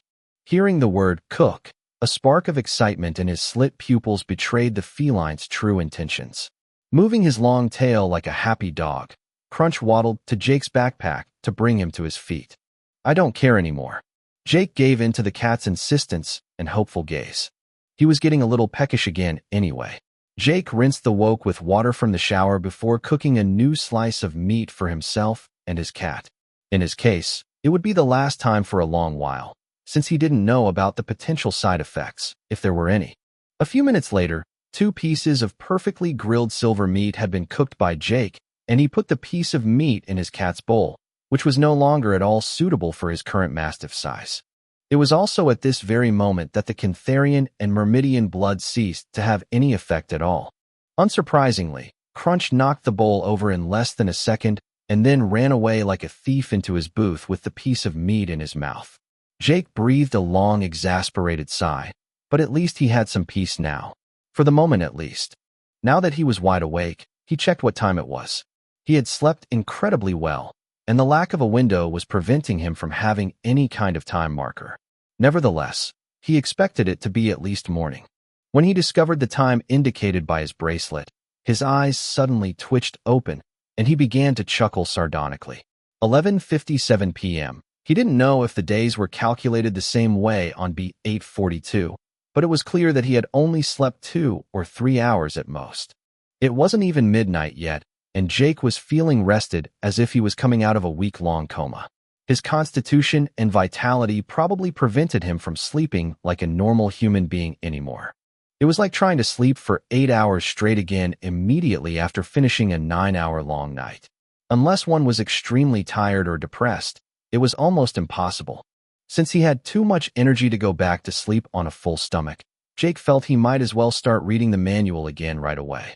He also hadn't forgotten the English Oraclean dictionary that his cousin Anya had transferred to him via a USB drive, and he decided to read the dictionary first.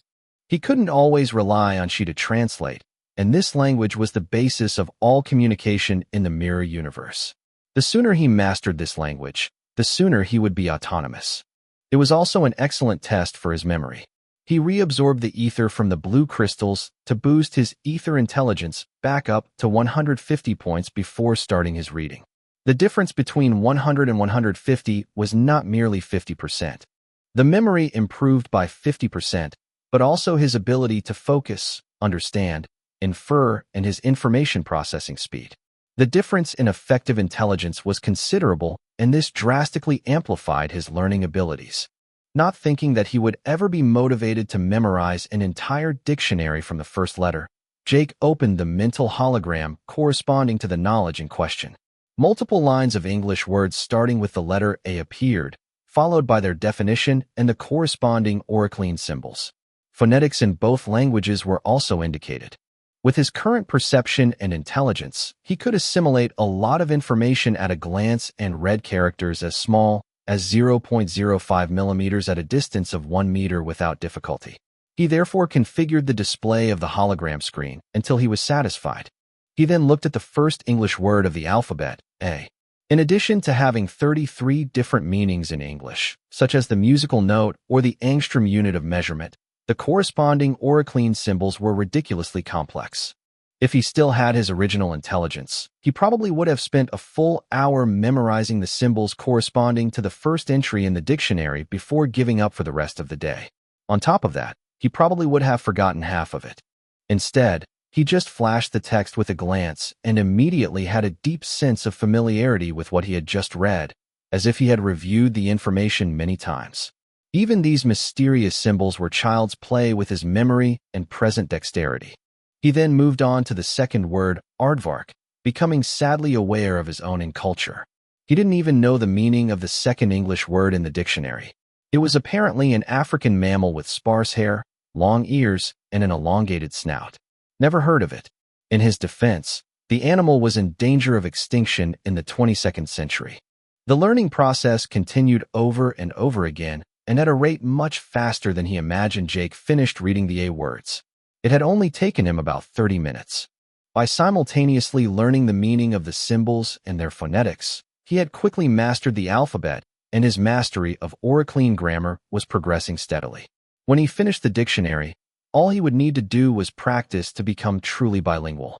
Jake spent the rest of the night flipping through the holographic dictionary, consolidating both his knowledge of the oraclean and his own world. There were a lot of English words he didn't know the meaning and existence of, and he felt like he was doing a crash course in general knowledge. Usually he would have quickly become demotivated, but when he became aware of the ease with which he retained and understood all this information, he could not help but find the whole endeavor addictive. He had a real sense of filling in all his verbal and cultural gaps one by one, and it was an absolutely exhilarating experience. It wasn't until Crunch rubbed against his leg to signal his return that Jake came out of his trance state. Checking the time, he noticed that it was past noon. As for the dictionary, he was done with the English words, but the oraclean part contained a lot of words with no English equivalent, since it had to include many concepts unique to the mirror universe. There were the names of mathematical and physical constants that the Earthlings had not yet discovered, as well as descriptions of many mysterious creatures and objects. This half of the dictionary would probably take months or even years before he could read it all. This was not necessary at the moment, and he could always use it as a reference if he came across an unknown alien creature. So he deactivated the hologram and stretched out again, scratching his cat's head mechanically. Neither Will nor the rest of his group had tried to contact him, which meant they didn't have any need for him at the moment. Like him, they must have been busy pursuing their own goals. Jake was expecting Anya to return in the next few days, but since he had some free time, he had to put it to good use before participating in his second ordeal. After last night, the ether density and gravity had increased again by 1 notch, being now twice as high as normal. This fortuitous discovery immediately rekindled the sense of urgency and stress that had driven him to work so hard over the past few months. He really had no time to waste. Jake slowly chewed off a few remaining shreds of jerky before getting back to work. Crunch had wandered out of the cabin as soon as he realized that Jake had no intention of cooking again. Only the Oracle knew who he'd gone to annoy. At last alone again, Jake opened the manual on ether manipulation where he had left off and leisurely began his reading of Chapter 2 on how to create an ether core. He knew that the creation of an ether core was not recommended if one had less than 100 points of extrasensory perception, and he had largely achieved the required value during his battle against the Horde. As a result, he could now approach this chapter with serenity. Chapter 199, The Ether Core. This time he didn't ask she to translate for him. He wanted to put into practice the vocabulary he had just learned, and reading a manual in Oraclean was the perfect exercise. He was able to confirm again that his intelligence had definitely increased. All he had done was read a dictionary, yet he had no difficulty understanding the contents of the virtual book either in terms of vocabulary or syntax. Maybe he would forget some rarely used symbols over time, but with his constantly increasing stats, it was unlikely. After all, if he wasn't trying to memorize, he could reread the English Oraclean section of the dictionary in less than an hour. Oraclean was a complicated language. The symbols for the different syllables and sounds were superimposed in a precise sequence to form words, then sentences, and a single large symbol could contain a lot of information. If he had retained his ancient human intelligence, he would have spent many minutes interpreting a single one of these large symbols, even if he knew the meaning of each of the sub-symbols composing it by heart. Moreover, he did not know all the symbols. Many concepts or notions had a unique symbol and sound comparable to the Chinese or Japanese kanji. But there were also symbols that corresponded to sounds that the human vocal cords could not pronounce. This language had to be able to represent all the concepts in the mirror universe. If the name of a creature, for example, was said using other forms of communication such as electromagnetic waves, ultrasound, a complex smell, or a precise posture, the Oraclean had to be able to translate that name. When a name or surname meant something, the corresponding standard Oraclean symbol would do the trick. However, if it meant nothing, the name had to be translated as it was with other dedicated symbols. That's why Jake estimated that it would take him several months minimum to finish the Oraclean section of the dictionary. The number of symbols and entries simply increased exponentially. His consolation was that at least the vocal cords remained a common organ of communication in the mirror universe. At least enough for it to become the norm. Turning back to his reading, he finished reading Chapter 2 in a few minutes only. After reading it, he stood still for a long time with his eyes closed to integrate what he had just learned. Creating an ether core wasn't that difficult in theory, but it was a lengthy process that would take a lot of time and effort. He also now knew how his bracelet passively absorbed the ether from the atmosphere over time. This was a relatively negligible aspect of his bracelet at the moment, as the rate of ether absorption was derisory. When his oracle rank was still 0, his bracelet took about a month to accumulate 0.1 ether points. The rate of absorption doubled with each oracle rank and was dependent on the ether density of the atmosphere. With his current oracle rank, his bracelet could passively collect 6.4 ether points per month. In other words, nothing at all. Those few points could still make the difference in the long run for those who didn't dare to venture out of the oracle cities. Especially since the rapid increase of ether density on B842 would only improve the yield of their bracelet. An ether core was exactly what the term implied, a mass of ether concentrated in a single point until it became solid or almost so. Similar to the interaction between mass and gravity, the accumulation of ether at the same point would eventually generate an ether gravity field attracting the surrounding ether to it. On paper, it looked as simple as opening a jam jar, except that preventing such a mass of ether from dispersing until it collapsed in on itself and formed the equivalent of an ether black hole required a lot of ether and a constant supply of ether. For beginners with low stats like him, it was not possible to use this process. The alternative version for beginners was therefore to consciously control this ether mass to generate a rotation, which would function as a kind of vortex. With sufficient speed, this ether mass would rotate fast enough to resist the etheric forces trying to drive the ether out of his body. But then again, there was another issue. That spinning movement of the ether wouldn't come out of nowhere, but from Jake's focused mind. Simply put, as with his overloaded ether stats, if he relaxed his concentration before the ether core was formed, the ether would disperse, and he would be back to square one. The reason extrasensory perception and intelligence needed to reach a minimum of 100 points was to attract and control as much ether as possible. Controlling the ether within 10 meters radius was the minimum that made the attempt to create the ether core possible. Lastly, there was a final problem of size. If Jake wanted to contain the ether core inside his body, he would need to choose a part of his body that he could sacrifice. Because if his body was able to withstand high concentrations of ether when he shifted it from one limb to the other for better fighting, the ether density at the ether core level would be far beyond what his body could endure. Basically, the area of the body housing the ether core was usually just a hole. No flesh, bones, or organs. Just a void. For this very reason, it was too risky to choose an important place like the heart or brain to house the ether core. On the other hand, it had to be relatively centered to allow easy access to the ether. Jake remembered all those cultivation-free web novels that always placed their chi center below and behind their belly button at the dantian level, and he realized that it wasn't that absurd. There were plenty of places in the body containing only connective or mucous tissue. You just had to choose one. It was also possible to use this method to temper the part of the body concerned. A metal like mithril, for example, which was suddenly found in heroic fantasy, could exist in the mirror universe by another name, but with similar properties. All it took was for the ore in question to have been bathed in an environment extremely rich in ether for a very long time. After a certain threshold of time and density, changes would occur in the matter itself, which had no other choice but to adapt or otherwise disappear. Jake had already done this test, and concentrating all of his ether strength in a single finger was the limit he could not exceed, both for control reasons, but also because it quickly became painful to maintain. This would cause the ether strength of his finger to rise to more than 10,000 points, and when his stats were overloaded, he was unable to move all of his ether into it, but only just under half of it. Attempting to inject more ether into his finger would undoubtedly have injured him. Once established, however, the ether core had a multitude of uses.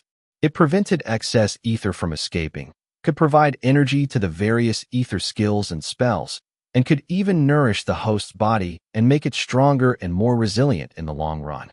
The soul and spirit also benefited from the proximity of an ether core. Like a black hole, the ether and the energy contained in the ether core itself could not be used, as this would diminish the ether mass of the core and therefore its ability to attract the ether. The mind itself being made of ether, mentally or physically touching an ether core was one of the most admirable ways to commit suicide. However, as with a black hole, the accretion disk forming around it would emit an ether radiance that could be exploited by the owner of the core. This ether output was the process used by the bracelet to function and accumulate ether over time. Of course, the ether core contained by the bracelet was not necessarily high level, but was created by the omnipotent oracle system. The ether core in question was literally an energy point smaller than a particle of matter, and it was absolutely impossible for Jake to detect it with his current extrasensory perception. It was also good to know that an ether core could be encoded to serve a certain function itself, or be generated using only a certain type of ether. It was the original mana source for Enya and Essia. The only difference was that this ether core was formed from already transformed elementary ether particles, and that this process was semi-instinctive and automatic among this race. Not being powered anymore, their mana cores had weakened little by little during their few battles on beat 842 until they eventually vanished. In a life or death situation, it was possible to combust the ether core or even blow it up to use the ether stored inside. But it was a choice that few evolvers and players were willing to make, because it took a lot of ether to improve the ether output by a single point, and sacrificing your ether core was like sacrificing years of hard work in a split second. Chapter 200 Sheet S Hologram.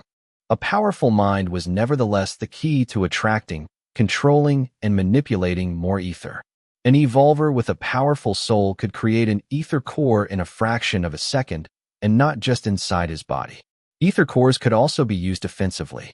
Creating and selling ether cores was also a recognized craft in the mirror universe.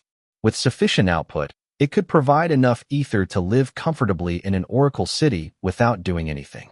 It could also be used to provide power for the various vehicles, spaceships, and other ether-based weapons.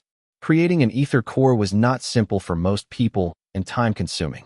Therefore, A market speculating on this resource had naturally flourished over time. This was the summary of the lesson, with the rest of it merely explaining how to proceed step by step to create an ether core. If he then wanted to learn how to use his ether core to cast some magic, he would have to learn and practice the basic ether runes contained in the following chapters. Mentally prepared for the long-term effort, Jake checked one last time to make sure he didn't lack anything. He had enough digester jerky left to last him for a few days, and his bottles were full. Upon learning how his bracelet was producing ether, the first thing Jake tried was to control the ether around him and insert it into his ether storage. Alas, it didn't work. The ether floated around his bracelet without ever disappearing inside. Only a fraction of that ether was continuously absorbed to keep the Oracle device functioning. "Don't bother, Jake." She interrupted his attempt with a touch of pity. "Your logic is good, but the Oracle would never let the evolvers store the ether from the atmosphere in the bracelet that easily. The ether storage is a technology similar to the force fields that line the walls of an Oracle city or cube. The Oracle system has full power over what goes in and out.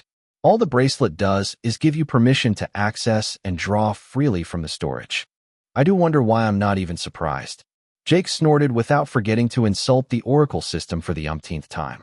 "At least I'll be able to do whatever I want with my ether core." He suddenly thought of a contradictory detail in the second chapter. Does the ether storage accept the ether released continuously from the ether core? Jake wanted to confirm his doubts. "It would appear so," she answered with a certain weariness in her voice. "You know, it's tiring hearing you and not being able to see you. Sometimes I forget you're there." Jake changed the subject unexpectedly. It had been on his mind for a long time. "Why don't you create a virtual hologram with the appearance of your choice?" Jake proposed in his mind.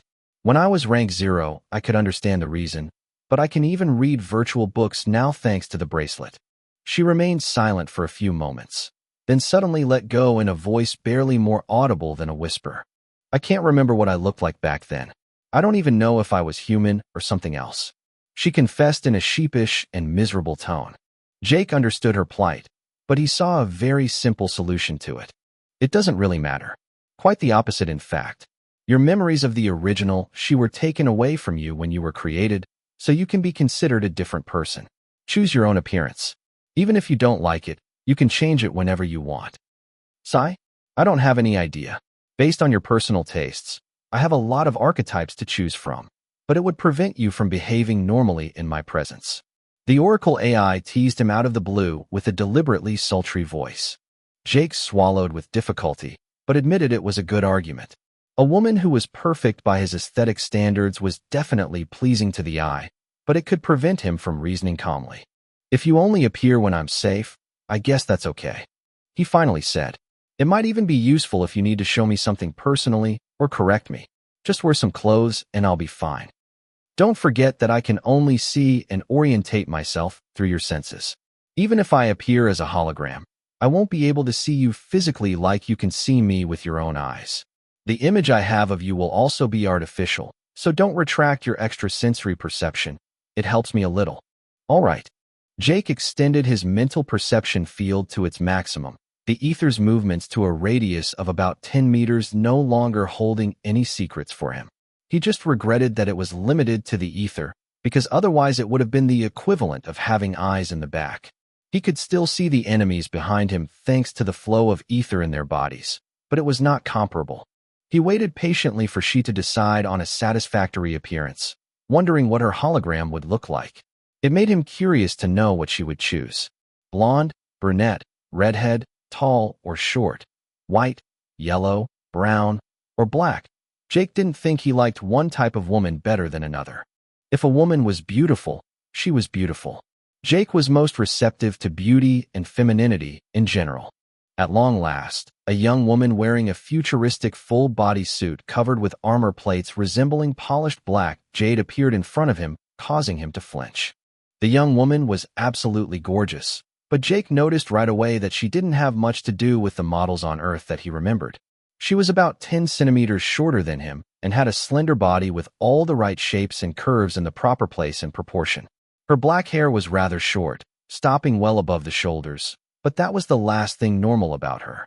The white of her eyes was replaced by black, while her irises were blood red with a kind of blaze inside. He would have gladly believed her if she had pretended to be the hidden daughter of Emperor Palpatine, but Disney had decided otherwise. Her slightly tanned skin was covered with fine veins of red light that could be guessed under her skin like a vast electrical network. Her scarlet nails looked varnished, but their refractive index was comparable to that of real rubies. There was no such varnish on Earth. On closer inspection, he noticed that there were fine scales on her hands and neck that were indistinguishable from the rest of her body. As for her suit, it was extremely tight, following every curve of her perfect body. Had it not been for the armor plates on top, it would have been quite awkward for him. Is this the look you chose based on my taste? Jake was completely flabbergasted. Am I so weird? He sincerely asked himself inwardly. Yes, I think so, she confirmed with a hesitant tone. This appearance came naturally to me. Well, human or not, I assure you that your appearance has nothing earthly about it. Perhaps you have more memories than you think. She's hologram was totally inexpressive, as if she was still learning how to control her every expression, but Jake could sense that she was happy to have retained a part of herself. Regardless, this new appearance would be hers from now on. Jake was considering buying a drone with a camera that could be remotely controlled by his Oracle device in the future so that she could walk around and see with her own eyes, but it wasn't for today. Via the Oracle store it would cost a small fortune, but New Earth should be able to make this type of drone, even if it wouldn't be as good as the ones the Oracle could provide. Now that he could talk to she face to face, she didn't seem so artificial to him anymore. She also seemed to feel better in this form, because she showed no sign of wanting to disappear when he sat cross-legged to get himself ready. Keep an eye on my ether flow, in case something abnormal happens, stop me. Jake calmly instructed with his eyes closed. Sure. The purple and blue ether sphere representing his mental field of perception appeared in Jake's mind, extending its influence as far away from Jake's body as possible, until he felt his mind tense up like a rubber band about to snap. Beyond that point he was blind, and the ether was unreachable. Slowly he took control of the ether around him as if it were his own, and the invisible energy flow slowly began to converge towards him. His first attempt to create the ether core had begun,